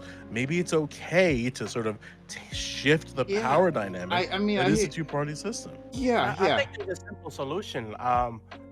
And like in my local elections, there's ranked choice voting. Like if I don't like the first mayor, first choice mayor, there's a second choice, third, and fourth. We should have school boards do this. And we should have that in the Democratic primaries. So if people that don't want to vote for Joe Biden, but they like what's her name, Warren, or they like Yang, right? And then but they don't get voted in, or they don't get the first choice, then their second choice, right? But as long as like people aren't forced to vote for Biden, you know what I'm saying? Like, as long as we have better choices when we have ranked choices. Yeah, Dream, you would say that your argument here is that like maybe people, when they hit the point of the ballot, they're kind of stuck with an option because there's only two things presented in front of them. Right. And then alternatively, the only other solution would be to write someone's name in, for instance. I'm gonna stay with nobody. I assume Prime's question was coming from this framework, though. If you shift this framework and say that, like, oh, voting doesn't work like that, like, is that not the understanding of the question? Is like under this current system and the current, like, with the current voting dynamic, what would you change? Yeah, so like, I know what I would change, and nobody's gonna like this. The problem is, he'll let us know after he's done eating. Go ahead. The problem is, the left has pushed so much bullshit that's anti-Black family, and that's the true problem. And until we have stronger family structures and we get rid of this whole dumb shit of I don't want kids, or I think certain configurations are inherently negative and all of this stupid shit, until we get back to having Black families, which we had more of in far more racial times than we do now, until we get back to that in our communities, then none of this shit actually matters. None of this shit is going to progress. Everybody's going to be apathetic and nihilistic and blah, blah, blah, and there's going to be no progress. That's the real problem. I'd agree as far as saying that we should explore and recognize that what families are in the United States are vastly different from one group of people to another. While we understand that there are benefits to having two parents in a household, we're far beyond the point where we can sort of like bring back the nuclear family, right? Like that's one thing that I think Republicans kind of get wrong, in that like they want to bring the nuclear family back, but we're in an age of sexual liberation, mass availability to contraceptives, and mass availability to birth control broadly. And then also we destigmatized a single like single parents. So like with the destigmatization of like all these things, there's less social pressure to, like, if I were to get There's my less social pressure, but the like results are very clear of all of that shit. right, I don't think but that's Shit. anti though. Like I Well, don't I think the think left is Yeah. anti-nuclear family. I think it's just like they're well, just less stigmatizing of other options. sure, but yeah, like as an example, like Our we welfare system understand. is anti-family. Almost everything about our system is anti-family. I would agree to Almost that, but everything. it's not anti-family in the way that I think people Absolutely is. might see it, right? Where like I think that Democrats, by and large, are really shitty when it comes to welfare, where it's so frustrating in that we understand that, like, when you have a child, there's just time that you need to make sure that that child is taken care of before they end up in the educational system. And the educational system takes a lot of that burden of child support. As much as everybody wants to be upset of like, we just need to learn about math in schools. Guess what, motherfucker? Like your child is learning socialization skills in school. They're learning just life skills in school. They're learning about all these other things that have nothing to do with schools. But those Republican local communities and state communities that they're controlling. Why are they controlling? It's because they have the family. I would argue that they have parents more than they have family. Sorry, like something I that don't want I'm- to get too far. Sorry, I don't want to Yeah. get distracted by this. But we can explore this some other time. I think it's worth it because I know there's a lot of disagreement on that. But Yeah. okay, so Fanatic, you had stuff you wanted to say about this, and you didn't get a chance to put it out there. I'm so sorry. I feel like we've gone so far down so many rabbit holes, and I don't remember where we were. It was in response to the thing about like how would you apply this to the 2020 election, these values that you're espousing about wasn't leaving the elected. Democratic Party. Sure, I wasn't electing to speak during that time, but I guess like just to answer that question, since I didn't have an opportunity. So, I would say that for me, I don't know. You could simply not vote. And again, I think it really, I think it like sends a strong enough, message, right? Because I look at it this way, right? Most of our lives are not going to be directly impacted by the presidential election, right? And it does have some implications and some effect, right? Like for the future and all of those things. So I'm not like the advocate or whatever. In fact, but for me, like I don't really live by like the seat of politician, right? My job is not going to be influenced by the politicians. Like making music that has nothing to do with them for the most part, right? So all that stuff, all of our like my family choices, like I've never really been on welfare personally. So like it's like all of these kinds of things aren't going to be really decided for. I don't plan on getting abortions, even though I don't want to legislate against it, right? So like there's so many of these decisions that are like much broader than me. So for me, I feel like me taking my focus is always going to be to focus on my individual project and so on and so forth. And I think that more people should focus that way, and we wouldn't run into these problems. Jordan Peterson. Nope. Yeah. I mean, I I love just it. want to. You can say that like no one's not affected by like the presidential level election, but the 20 million people who lost healthcare when they rescinded the mandate for Obamacare, those people's lives were impacted. All of the people who received money who are going to receive money from Every the election child is tax gonna credit, affect people. their lives are being affected by the presidential the election. amount wasn't changed. Trump changed the amount. They're just giving it out during the year now. So no, I don't like when. And when you don't think people those point to people's that, lives it's are being fake. impacted? No, we gotta stop acting It's like the that. same It's just amount of money. like I don't know. we can agree, right? Because I can now Yeah, see the and- door that we're knocking at, which is like, yes, the president has the ability to appoint individuals to do things at their own will, right? And do things how they see fit. Like one of the problems that happened under Donald Trump, and the reason why the border was a mess, which I've argued time and time again, is that there wasn't heads of key positions of power during the Trump administration. The border But is still a now, mess. yeah, exactly. And now, come the Biden administration, this was supposed to be like, oh, now we can finally get like real clear leadership and very clear guidance when it comes to the border, and also the the mission that Biden talked about was finding the families of those immigrants who were still in the country, who got separated from their families. But we haven't heard a peep of where that's going.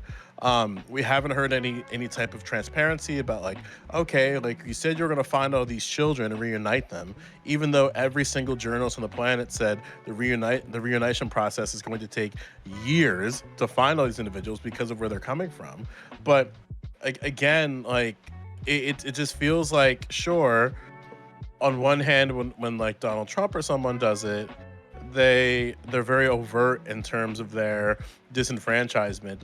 But then under the Biden administration, like it's still there. It's just coded a little bit differently, so it's a little bit harder to see. All right, It's Joe, bigger than you're rhetoric. the king of rabbit holes, man. Okay, where I was going. The king was of when we rabbit talk holes? About, yeah, king Wait, of rabbit holes. The king of rabbit holes. You're the king of being so impactful fucking things, right? vapid. We're talking It about- derails conversations Okay. sometimes.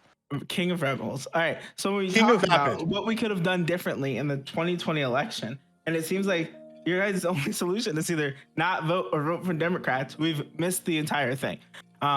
One, we could talk about voting, like turning out more for primaries, supporting better Which is what I candidates in primary election. Two people have said talking- that. I fucking said that multiple times, and then I got pushed people back have on that. said But Wait, whatever. hold on. Keep going. Keep going, Dolphin. All right, I totally just heard Joe go on like a rabbit hole about. I the said that. No, no, and No, you- he you mentioned pushed open back and on that. closed People said that. primaries. Oh my Well, God. I did not push back on primaries. We've been talking about primaries this whole time. I have no idea what you're talking about. All right. Okay. And I'm not specifically talking to you, Joe. Like I'm not going. I think I said earlier. I like when you were talking a lot about Keep the local going level then. stuff, Fuck. I said Keep all this going. shit. I am stopped for Okay. you, and you're still just going. I stopped so that you could keep going. So are you going to keep going, or are you just going to keep going back? I can jab at you for hours, my friend. Oh, boy. But if you're going to Okay. keep doing this, Yeah. we can do All this right, all sure. fucking night Oh my until God. 12 p.m. Let's go. All right. Please Just chill, don't. bro. It's okay. All right. We're just talking here. We're just vibing. All right. Yeah, but make But your at the point. end of the day, like I said, when we asked the question, like, how does this change, like, what we do in the 2020 election, right? And it seemed like a lot of the answers when we went around were like, we either don't vote or we don't vote for Biden. But we missed the point of that part. The point is, we have to get people in positions, right? In the first place, to take these offices and do the things that we want. Did I not It's say done local like Joe said politics, in the bro? past. 100%, Part brother. of that's Wait, how wait, we wait. politics. He's Wait, wait, regurgitating wait, what wait, everybody wait, else time out. said. Wait. No, I'm serious. I'm serious right now. In the I'm primary no. process, right, which is very important, right? We have so much diversity of opinion when it comes to the primary process, and You're like, repeating what we and your literal answer when you say like, what would you have done differently? Was like, oh, I wouldn't have. I would have voted for Biden. You, Pyro, that was your literal answer. Yeah. Okay. This goes back to your problem where you don't listen The to 2020 full election state. isn't. Wait. November Can you 3rd, right?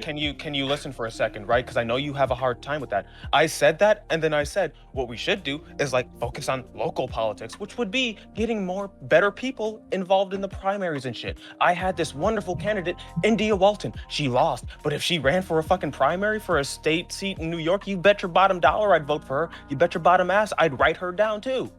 Yeah, bro, we get involved in the local politics. Several people have said this. Now, if you can open your Primaries are ears, national.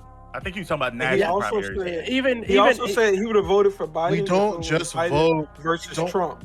Don't Yeah, just he was vote. talking. Yeah, Yeah, he was like- talking about He was after the primaries, dude, not before primaries. No, but hold on. It's like, God damn it. Like, why are you guys doing this? Like, we understand that there's multiple things on ballots for elections. It's not just the federal. What happens so often is that individuals will just vote for the president and say, fuck it to everything down there. We know this to be true. But nobody said that. You said that like 7 times, and everybody on this panel, Top Dolphin, me, Fanatic, Pyro, is super pro local politics. No one is against the concept of local politics. This conversation is based around the federal because I just feel like that's the conversation we're having. Like, we're talking about presidential because at local politics, Joe Schmo, which I guess you're Joe Lewis, Joe Schmo with the Purple Party can run for an election and has a meaningful chance to win. Like, That's not true. become very, but parties. Well, I guess it depends on if you're in like a metropolitan area. No, it does. It's just But not true. no, if you're it's if you're in a, if absolutely you're in a true. secondary party, it's not Republican or Democrat. You're not gonna. You're fucked. No, Like, you're not. There's all over the country. Show me all these third party. I just laid out to you that the Working Families Party, which has the most representatives of a third party, have 13 seats in the House, 29 seats in the upper house, and 48 seats in the lower house. How local are you talking? I'm saying, do you think your mayor has to be a Republican, or do you think that's Danny Bride, the football coach? Because you can't ask how local are you talking after you said this whole conversation was supposed to be about federal. Well, because I was pointing out that how irrelevant the local conversation was. I'm saying like your mayor, your city council can, like, the party they're with is pretty irrelevant in most parts of the country. That's not true at all. I don't what think your political leaning is at the local level will totally influence what your Political politics leaning are. doesn't mean you have to be a party member. I'm saying, Yeah, like, and a lot of. So, are you in support of nonpartisan elections at the local level then? sure, because I don't think it's important. I don't think that I don't think it has as big of an impact there. So Yeah, are you I'm saying saying- so? And this is let's for me paint it this way. canvassing for actual, like, this is me for me Yeah, canvassing for my mayoral list. I campaign for members too. Like we can wave our electoral dicks all we want. Like the problem that I have here is that when we're talking about, say, nonpartisan elections, No, mine is bigger. Republicans rhetorically are better than Democrats locally. Like, why the fuck do you think they have a majority at the state They legislature have families. and majority of mayorship? They're able to speak to local individuals better than Democrats can. So And that, like, unless you seriously, unless you want to just look at the state legislative map and be like, oh, it's so strange that on the east and west coast, it's majority Democrat, but then pretty much the entire center of the country is Republican majority, save Colorado and New Mexico. So And I think well, Illinois is one to decide to get That's a shit difference in together. values. So That's not just I values. all right. wanted to get to this point, right? And I think people have said pieces of it. Someone has said exactly this before. That I'm sorry I missed it. I apologize. I'm not trying to pretend that you didn't say it, but like, I think there could be multiple paths, right? Multiple paths we could all take at the same time, right? And so people have talked about, right? Like things are different. When you're talking about a safe blue district, right, and a contested one, right, a purple district, right. Those are two different things, and we should handle them differently. And so, what I would think is that, like, with if the best way to do this is to build a third party, right, to build a third party to threaten, at the very least, the Democratic Party. You don't have to actually win. It doesn't have to actually take over, right? It just has to be a credible threat. And so, as a long-term project, as Joe Lewis has been talking about, right, what you would do is have to start locally. You'd have to start like electing these people, putting them in seats, right, all the way down to the school board level, right, and then putting them in mayorships, right, like city councils, and then state representatives, right. Work your way up. You got to give yourself a power base, right. This is the same thing that progressives have to do if they're ever going to take over the Democratic Party, right. But you have to give yourself a power base that's actually credible and can provide something, right? Provide for individuals. When you're providing from individuals, when you're actually giving results, right? Taking credit for things, and people are like, okay, I'm going to vote for you again, right? So that's especially within a blue district, a solid blue district, right?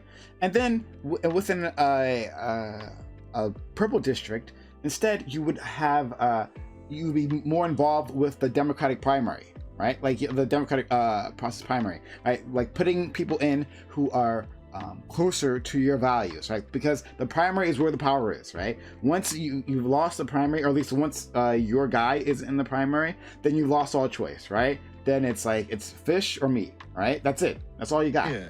So I can give an example, Prime, if that's okay. Sure. Like, my mayor was a member of almost every single committee that was able for a representative to be in before he became mayor. So, like, when he was a citizen, he was he headed the housing committee, he headed it's called like tax and funds committee, and a bunch of these committees. He was also a known Republican. So he did that for about 20 years. Then he ran for school board and won unanimously, and then was the president of the school board for 10 years. And then finally, when he ran for mayor, despite the fact that everyone knew he was a Republican in a deep blue township that was very, very apprehensive towards Donald Trump, he won in a landslide. Like, we also had nonpartisan elections. So what ended up happening is that, and also, which is funny, because when you look at the composition of our entire council, from the president all the way down to the member that they voted in, they are all members of the exact same committees and the exact same clubs. They all hold meetings together. They all hold social events together. They all hold parties for each other. They're seen going to Washington supporting Donald Trump. So you're right, like, building a power base within this is incredible. So much so that Democrats in my own township are saying, as long as this guy is mayor, there's no way they're going to win the council back. And that's crazy. Like, and he's saying that he's going to run for as long as he can. He's only in his 50s. Like, and these individuals that are within this power base of Republicans hiding behind nonpartisanship, there's nothing Democrats can do, because there's no counter messaging. Because once you start counter messaging and start arguing federally about, like, hey, like, these individuals are Republicans and not really for your best interest, it's like, oh, well, they're so nice to me. They invited me into their house and brought me in and did all this stuff. Like, I can't stress it enough that, like, Democrats need to change their game when it comes to gaining political power and building these type of things, you know? So yeah, and we can go to Pyro. I want to know, does anyone in Dream as well? Does anyone have a problem with, like, the plan that I laid out? Right, I want to know your thoughts on these things. Right. All right. So let's go to Pyro. Dream. Oh yeah, like I'll make this quick so you and Dream can fight. But, like, yeah, I agree with you full way. Like, if we want to do this and we want to, like, explore our options, yeah, we need to build up coalitions and shit. Maybe start a bull third party. Bring back the bull moose, baby. I'm all for it. Like, in a Democrat-run city like this, we had this historic election where, like, the nigga lost the primary election and then won with a write-in campaign. But, like, what they did not tell you in that fancy news story was that he took donations from literally fucking everyone, Republican, corporate Democrat, everyone. So, like, yeah, this ain't gonna be some easy fight that we might win. I know for damn sure next time I'm voting for India Walton when she run again, because this wasn't some, like, far off election. She just got crushed. No, it was close. This isn't going to be easy, and I think this is something everyone needs to get out. It's not going to be an easy magic wand, one time done and done. No, we might lose an election or two. We might lose these local elections. We got to try the fuck again. And if we're going to build that coalition, bring back the bull moose like Prime said, this is what we need to do. But that's it. I'll let y'all two fight. It's a generational tactic, right? Like, just like Joe was saying, this isn't something that happens overnight. This is maybe multi-generational project to do. But go ahead, Dream. I think it's a bad idea to focus your resources on a third party, because third party's very unlikely to win. And of course, even over long term, because you have such party loyalists voting, you have such already, a depiction about who you're already gonna vote. Like, most people don't study the candidates when they vote, right? So they're like, oh, I'm a Democrat. Let's see who's a Democrat when I vote. Like, I've literally done this. It's like, I didn't study, like, who the candidates were, but it's like, oh, okay, well, like, I randomly chose in my ranked choices the Democrats, like, and I know other people have done that. So the point I'm making is that we shouldn't try to create a third party and focus our resources in there. We should already kind of do what Joe was talking about, is that focus within your party and do the things within your party that already, like, what does that mean? What does that mean, though? India Walton was the Democrat in my city. Yeah. I'm about to explain it. For example, I work for District 10 Supervisor, which is basically City Council, right? I work for District 10 Supervisor Shaman Walton, who is also the president right now of the Board of Supervisors of San Francisco. And he started out, in the community, and he started out with the head of a nonprofit. He was the executive director of a nonprofit. He did that for like 8 years. And after that, he ran for board. He lost the first time. Okay, you don't have to do the whole thing. Yeah, where are you going? Okay, so the point I'm making is that you don't have to start a different party or put your resources in that. The Democratic Party, people will vote for you. Like Joe was saying, a blue city will vote for a Republican if that blue city likes that Republican. So the point I'm making is, like, it doesn't matter what party you're at, as long as What are you It's scoffing more at? than liking. I Like, you have just to gave have I some just gave an action. example. I just gave you an example. Buffalo, New York, India Walton. She lost that election to Byron Brown, even though the city liked her ideas better, because this nigga pulled in so much money he won a write-in campaign. Like, The this is point- gonna make work.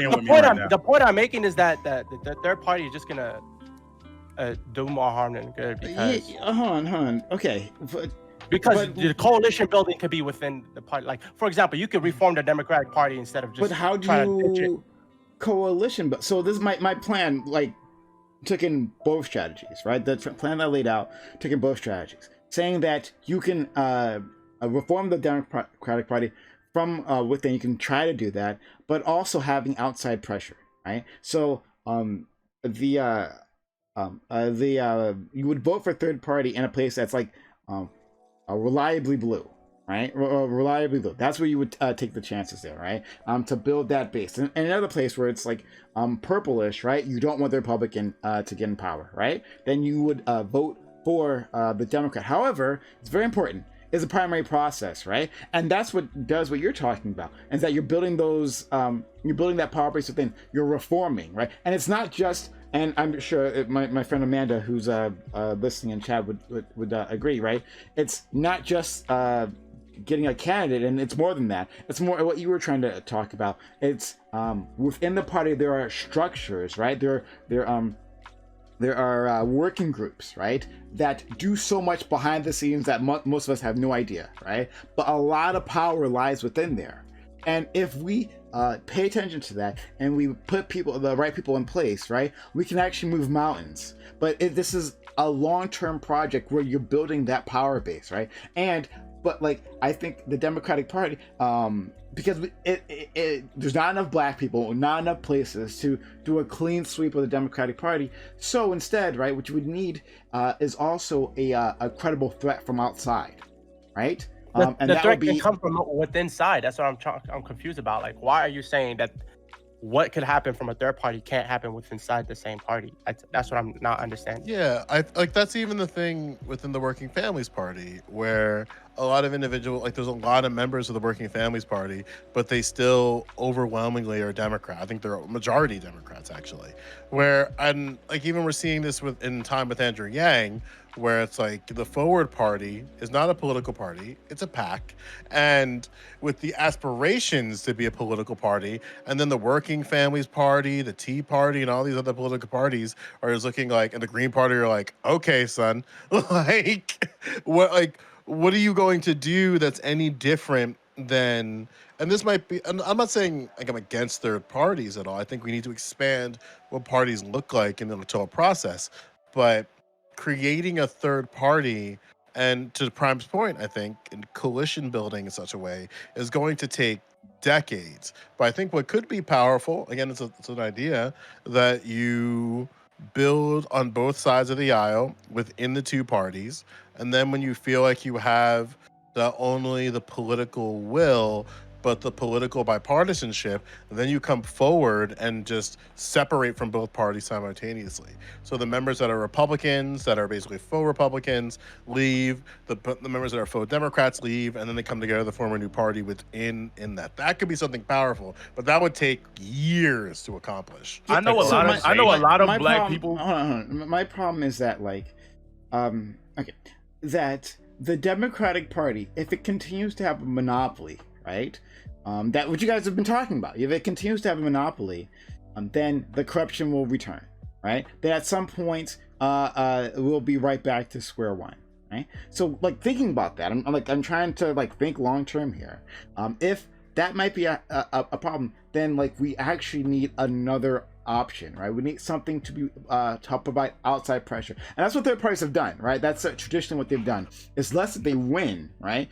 I'm not talking about a third party that takes a presidency, right? That's an even huger project, even more unlikely. It just has to provide pressure in key places, right? Say that you will lose this race, right? This race that you thought you'd win, you're going to lose this race because you haven't been responsive. You haven't been responsive to your constituents. So that's what I'm thinking, is to provide some level of competition there. The but competition. No, go ahead. Finish. yeah. So, and then from within inside the party, right? I think I'm thinking it has to be two-pronged. Because within the party there is lots of room to maneuver, right? There are a lot of change that can be made, but I don't. So I think a non-vote basically acts as a threat, right? Like the non-vote you guys have been talking about acts as an outside threat. We are not working within your system anymore. We're staying out. However, I don't see how we could, on a large scale, ever coordinate this. The plan that I'm talking about, right, while a very slow one, certainly, is something that you could, it seems more actionable than rather than convincing Black people who have all kinds of different interests en masse, right, to not vote. Okay. I have it. So then the answer is like really, it is really difficult to try to like get that kind of message such that it would be coordinated enough. And so you have to find like really, like good speakers and people who can actually like really advocate for the African American community such that we can rally behind. I was going to say that. Right. So you obviously have people like Kanisha Tauchu, you have Tariq Nasheed, you have Fanatic, you have all these other like Joe Lewis, and all these other people who are very like vocal pro-Black people that like have really concise and very beautiful messages that Black people very much rally behind. And I think those sort of messages can like, if we amplify, signal boost those sorts of voices, then that can help get that message such that Black people. So Fanatic, hold on. I want to focus on this, right? I want to get this through. Fanatic. So I guess my issue there is that what I'm advocating for is like something proactive, right? That like we're actually pushing for something and then delivering something, right? And so maybe I'm mistaken what you want. If I am, please correct me. But like you're saying, well, let's simply not vote. Let's drop our numbers to a certain point, right? Okay. No. Sorry. No. I was engaging with. I was engaging with what you said specifically about like the idea of like us like creating a third party. I think it effectively does the same thing because you and I both know that has literally no shot at winning whatsoever, and I'm fine with that, right? Mm-hmm. Because if I'm literally talking about abstaining from a vote, I can't get my panties in a bundle talking about like, but we're not gonna. Okay. Now you're saying to do something that's not gonna work, right? Like that's freaking crazy. So I would say that what we need to do is really follow people like Tariq Nasheed and Kanisha Tauchu who like have these sort of messages. That's all I was agreeing. You family. I think. Well, Fanatic, like we can recognize that Republicans are doing this right now. Like there's very clearly a coalition of alt-righters and what's that? Yeah, you were talking about like alt-righters and stuff. Yeah, and it's very clear that if we're talking about like alternative parties, it seems to be like the Q and Q adjacents are winning right now, and that they know the game. Like they're not going to make a third party; they're going to build it within the Republican Party and then make Republicans figure it out. And unfortunately for us, we have to watch this shit show. Like for God's sakes, like Dan Crenshaw came out and had like one clip of basically saying that there's grifters in the Republican Party and everyone's calling him a fucking traitor. It's like, Jesus. I don't know if Democrats have that much of a spine to overtly call like AOC's, Ilhan Omar's, and the Elisa Presley's traitors when they go against things. But I think they would. No. I think they would. They only get spines when they're fighting progressives. They're not Republicans.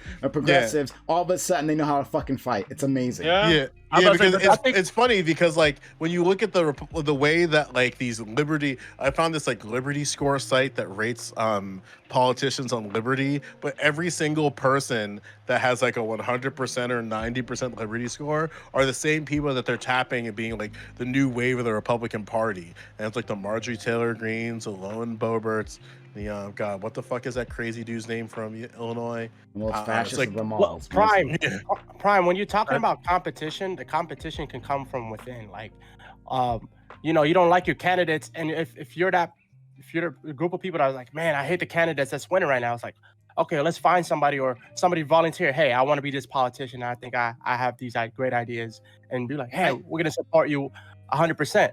So it's like instead of creating a different party, you can just be like, yeah, I'm a Democrat and I want these changes, so let's enact them. I hear you. So what's the problem with that then? The problem that I said previously, and so I hear exactly what you're saying, right? And what you're advocating for is what I have advocated for previously, right? Simply to get quote unquote progressives into power, right? To move the party left, Yeah. right? So Not like, which necessarily. is like reforming the party from within, right? To make that happen. However, right, when it comes to the black vote, right, well, the Democratic Party has gone through, and other party like the Republican Party, they've gone through waves, right, of they've gone through different eras of how they've treated us, and I think the only way to ensure that, right, there's always a reason for them to value our vote is for it to not be a monopoly. Like what you guys, people have already said these things, right? So I'm not breaking any ground, but like the Latin population, like as you already said, like is not monolithic, right? Very much so, because they come from different ethnic backgrounds, different cultures, right? They have different rivalries with each other. That affects their voting patterns, right? And so they don't vote like straight Democratic, even though you would think Republicans don't like those motherfuckers. They don't like them. They don't like them. But they still find reasons to vote for Republicans, and because of that, they're up for grabs, right? It's an outside threat from the Democratic Party. So to help keep them honest in the long term, because again, this is a long-term plan, nothing happening overnight here, right? But in the long term, you would have this other party that is something that's viable. That's some viable, and it doesn't have to be a winner. All it has to do is be a spoiler. That's it, right? When the Democratic Party is up to its usual bullshit, right? Then this could be a spoiler, right? Then at that point you're like, okay, well, you'll take credit for a race that you lost, right? Like you didn't want to I'm play okay ball. with this. I was about to say, but the No. thing is, on a local level, like I don't think this is as important as we want it to be. Like if you met like a local member of your Democratic Party, like a low level party member, like saying that they're a Democrat doesn't tell you really jack anything about what they believe in, what their values, what they hold. Like I know a lot of super progressive, cool people who are members of the Democratic Party on some like city or state level and like they're pretty chill. Like I think that there is an obsession with grassroots as being like somehow better. Like there's nothing wrong with establishments. There's just using establishments to your benefit. Like there is like a progressive caucus. There is like a black caucus. Like taking these leaders in these higher places and basically building connections through them. Like whenever you find a candidate, someone that you feel like is worthy of supporting, trying to get that person connected to the establishment, like can actually sort of jet stream them to the position that you want them to be in. Like So, ma'am, so you feel like you said there's nothing wrong with establishment. So you would say like Democrat or establishment. I would say Biden is an establishment Democrat. Do you think there's nothing wrong with Biden? There's great criticism for Biden, but it's not because he's establishment. Really? Would you? It's hard for me, in my opinion, to distinguish like establishment Democrats besides like the policies that they pass and advocate for. You say that establishment Democrats have advocated for some pretty perverse policies. Would you consider Bill Clinton advocate? Again, Democrat? you're applying two things differently. I'm saying there's nothing wrong with using an establishment framework to pass policy that you want to see passed. Like it doesn't have to be grassroots. It's not bad because it's establishment. It's bad because It's of the policy. not gonna. It's not gonna be So better I get because it's grassroots. So basically what you're saying is Trump was it seems- grassroots. I get you. So it sounds to me like what you're saying is almost vacuous because you're basically saying like it's not that there's nothing inherently wrong with grassroots. I mean, or with establishment. And I don't think anybody would ever say like it's like inherent to establishment. Sure, but that's the way Some people people do. do. What we would say, what I think probably like the intelligent thing is to recognize that historically and consistently, the establishment Democrats are incredibly antagonistic and problematic for Black people. Do you think that's reasonable to say? That doesn't mean that you don't use the tool. I was about to Sure. say knives are harmful to like stabbing. That doesn't mean like it's not a tool. I'm saying that you can use the establishment because the reality is something else I learned about politics. People who will advocate for you and people in power who lift you up, they don't give a F if you actually agree with them. Like they don't give a F if your politics align identically. They just want to know that you were like They promote you because you were useful to them at some point. You worked on their staff, like they know your name. So it's like, okay, around that time, like even if our politics are a little different, they will back you and they will move you up the chain into positions of power where you can then enact the types of policies you want to act. Like it doesn't have to be grassroots. Like you can use the establishment framework and get in the type of people you want to see. I was about to say, I think we need to establish those more on the local level, though.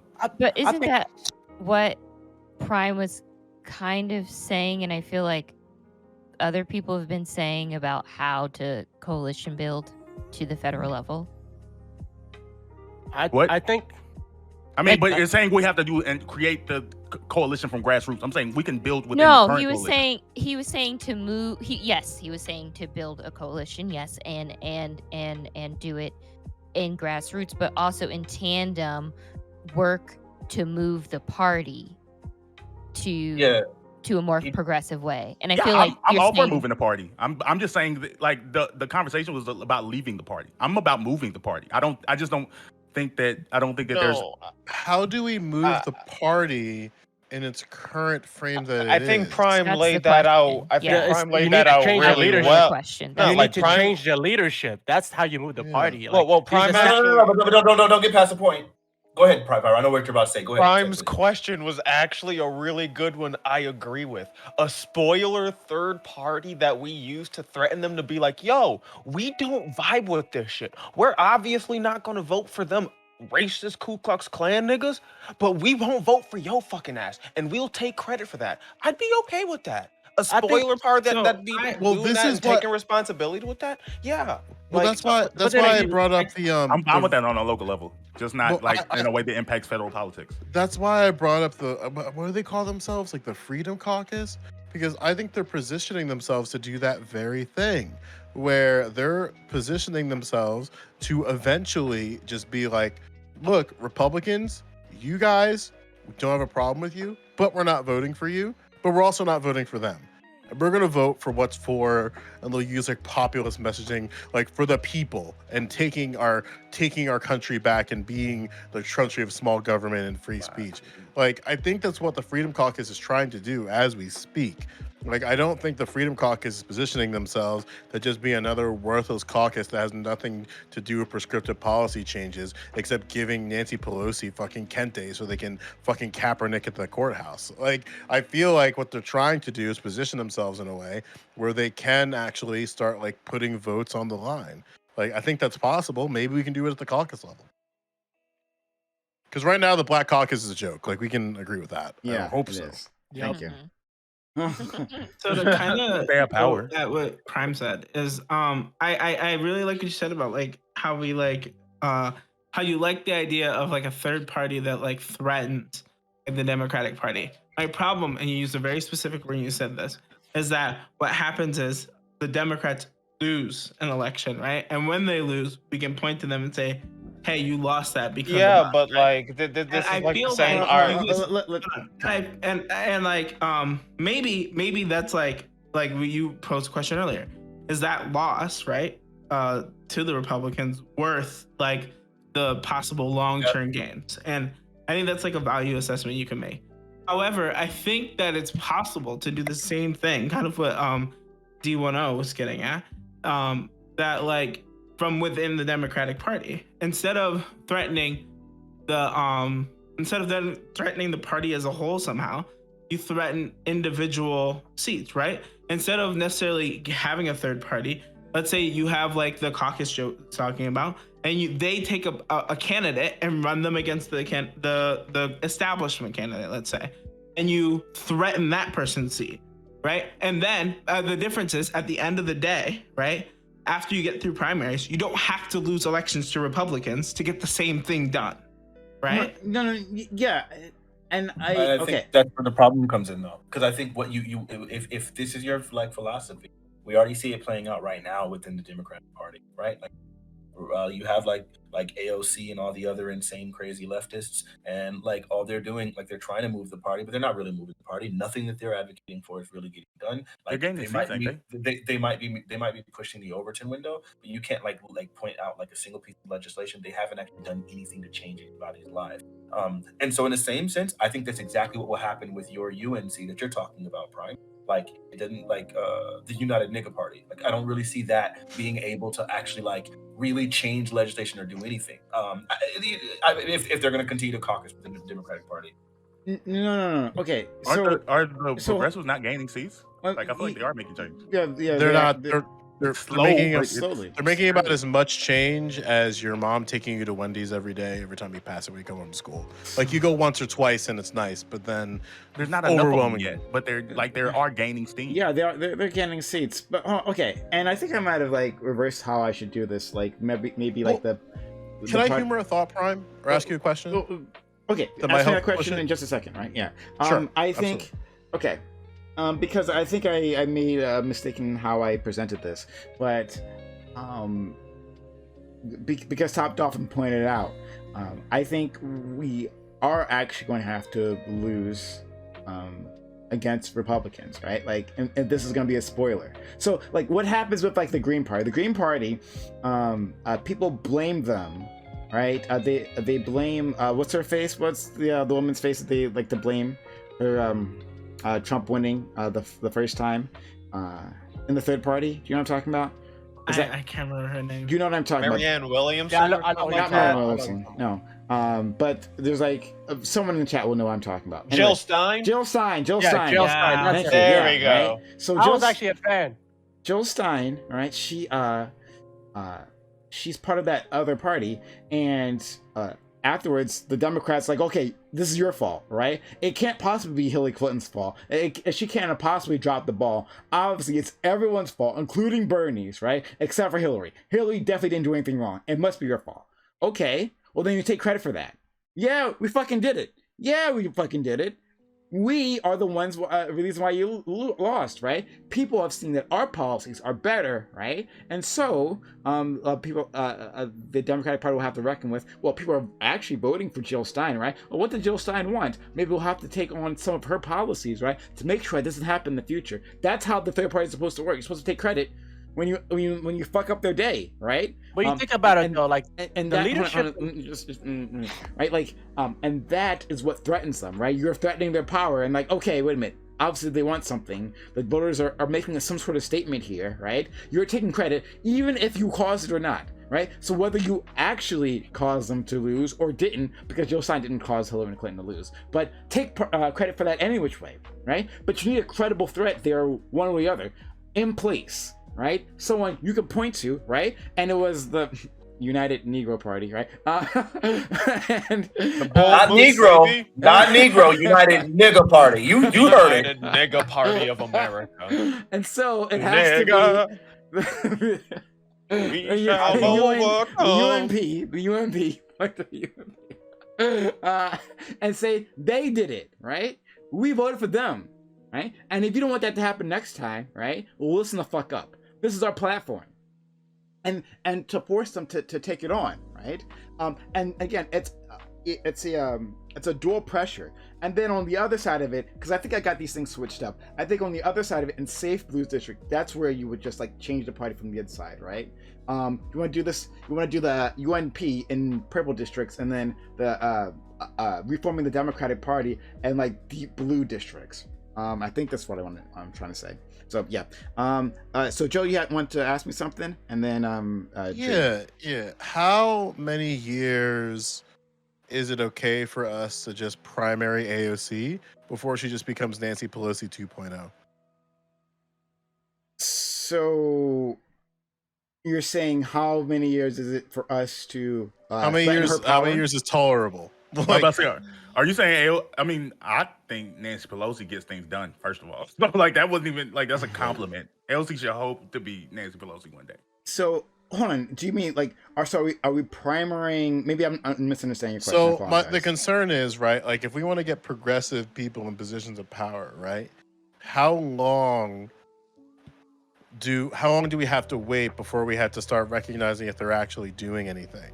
You know what I mean? Years, probably. Like because we see this happen Wait, so often.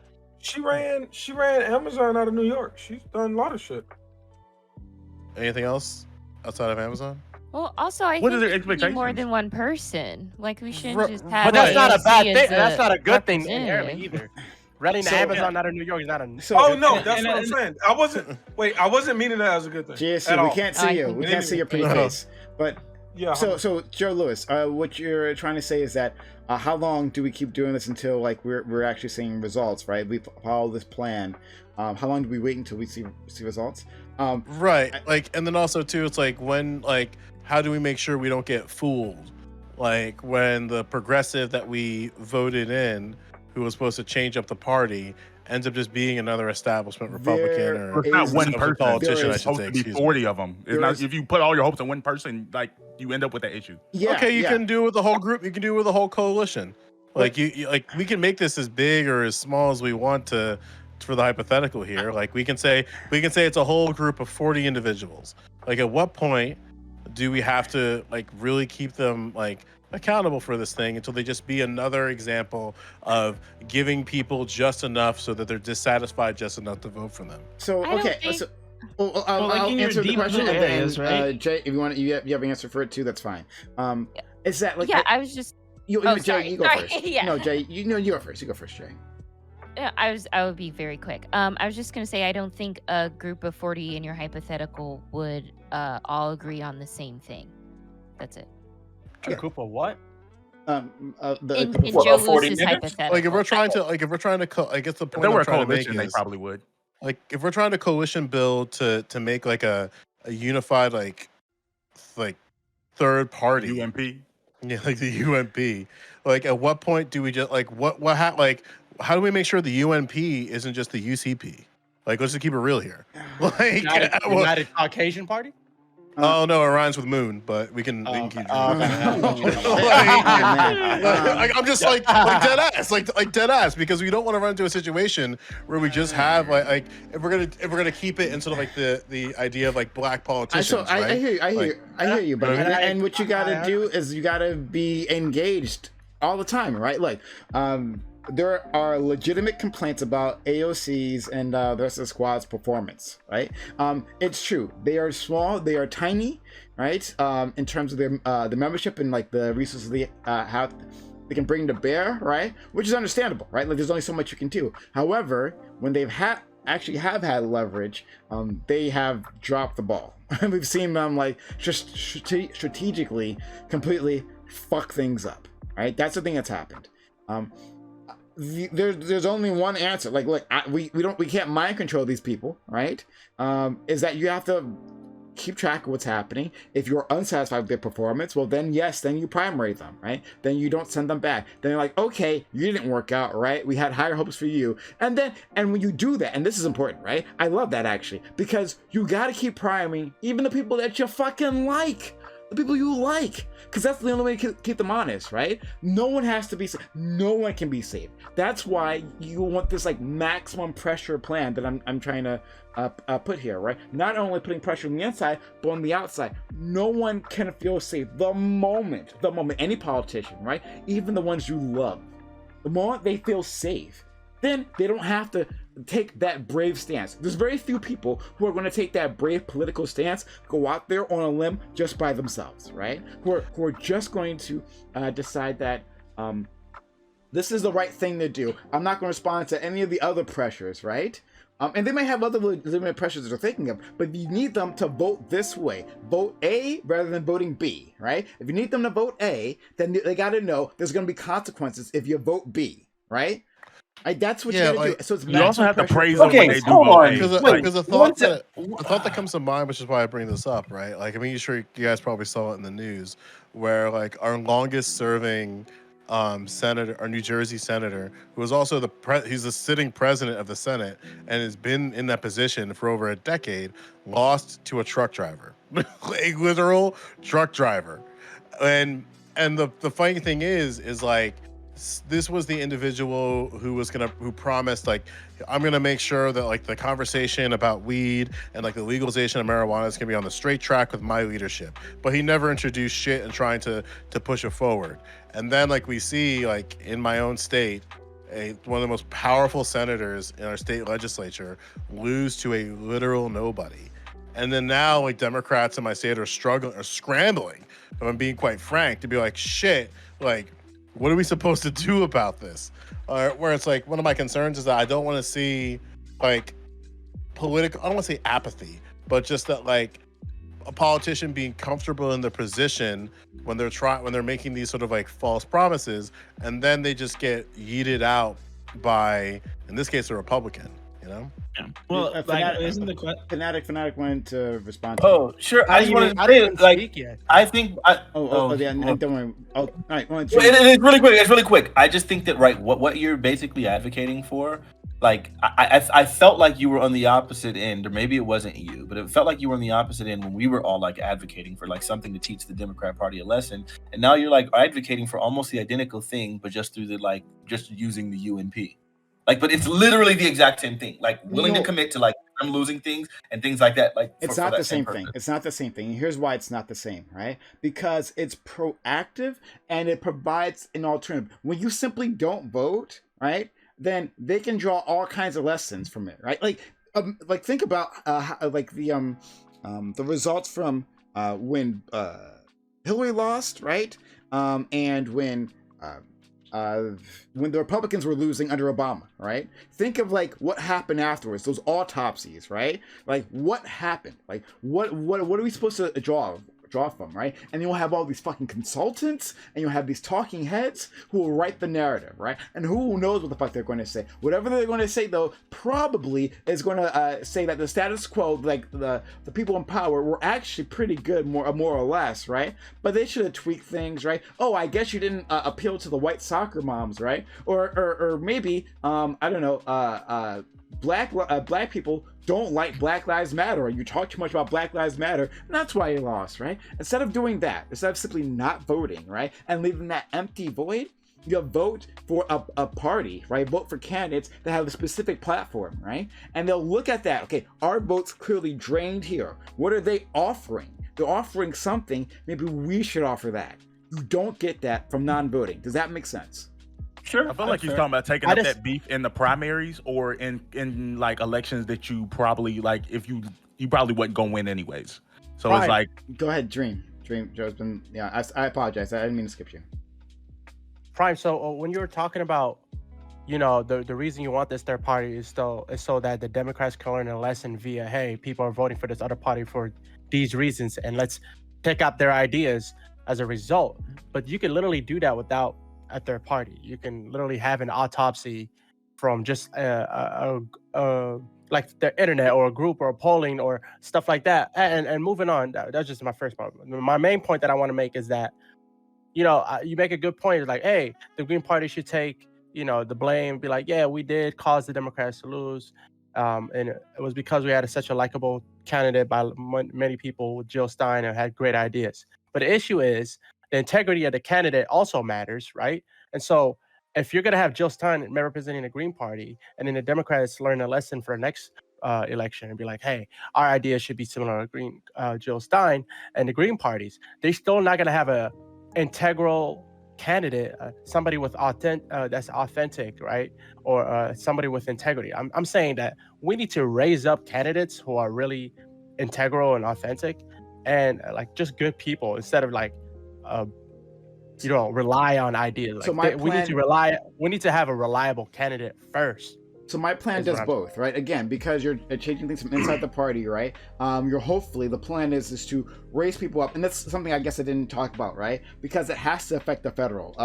Bam was saying don't affect the federal. It has to affect the federal, right? So what you want to do is you want to put people in place. Like once they're winning, right? Like AOC, right? You put them in place. And then people have talked about like, well, AOC should be Speaker of the House, right? Whether it doesn't matter how you feel about that. But like the point is that she's viable because she's there and she's made noise, right? So you need someone to raise up so that when there's an opportunity, right, that you put them in place. But beyond that, the other strategy, right, is to simply scare the people who you otherwise don't like into acting the way you want them to, right? When Andrew Cuomo thought he had a threat, right, to being reelected, all of a sudden progressive things started to happen that never happened before in the state, right? You have to have a maximum pressure, and there's something wrong with the first thing you said, talking about that it's the same thing, simply working from within inside the party as having that third party pressure. It's not the same, right? Because within the primary system, if the progressive wins, right? Let's say you're voting for someone who's further left, right? Who represents who you want. If the progressive wins, but then loses to the Republican, right? The only thing the establishment will draw was that they were too left. Nothing else matters. You must have been too left. That's what we've seen all across the board.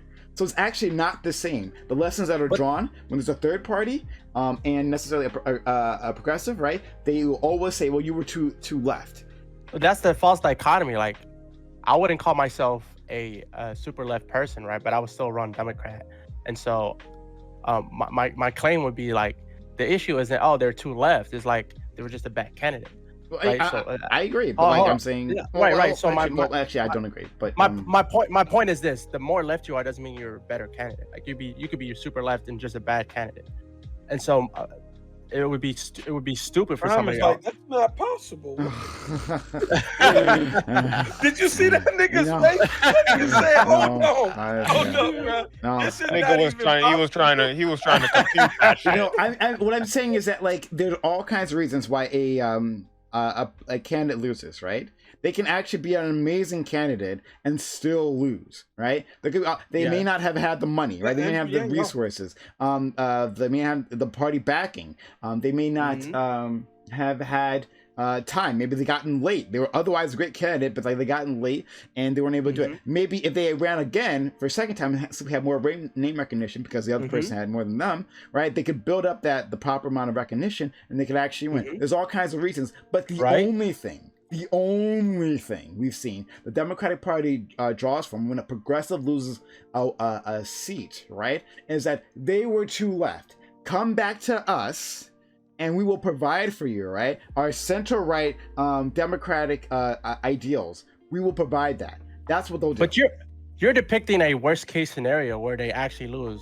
I'm depicting a either or, where they could win, they could lose, right? So it's a good candidate that's different from the establishment or whatever is going on that's bad, right?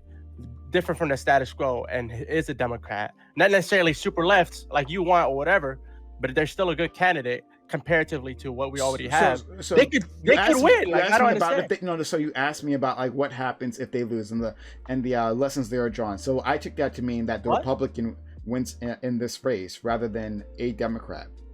That's what I understood your question to be.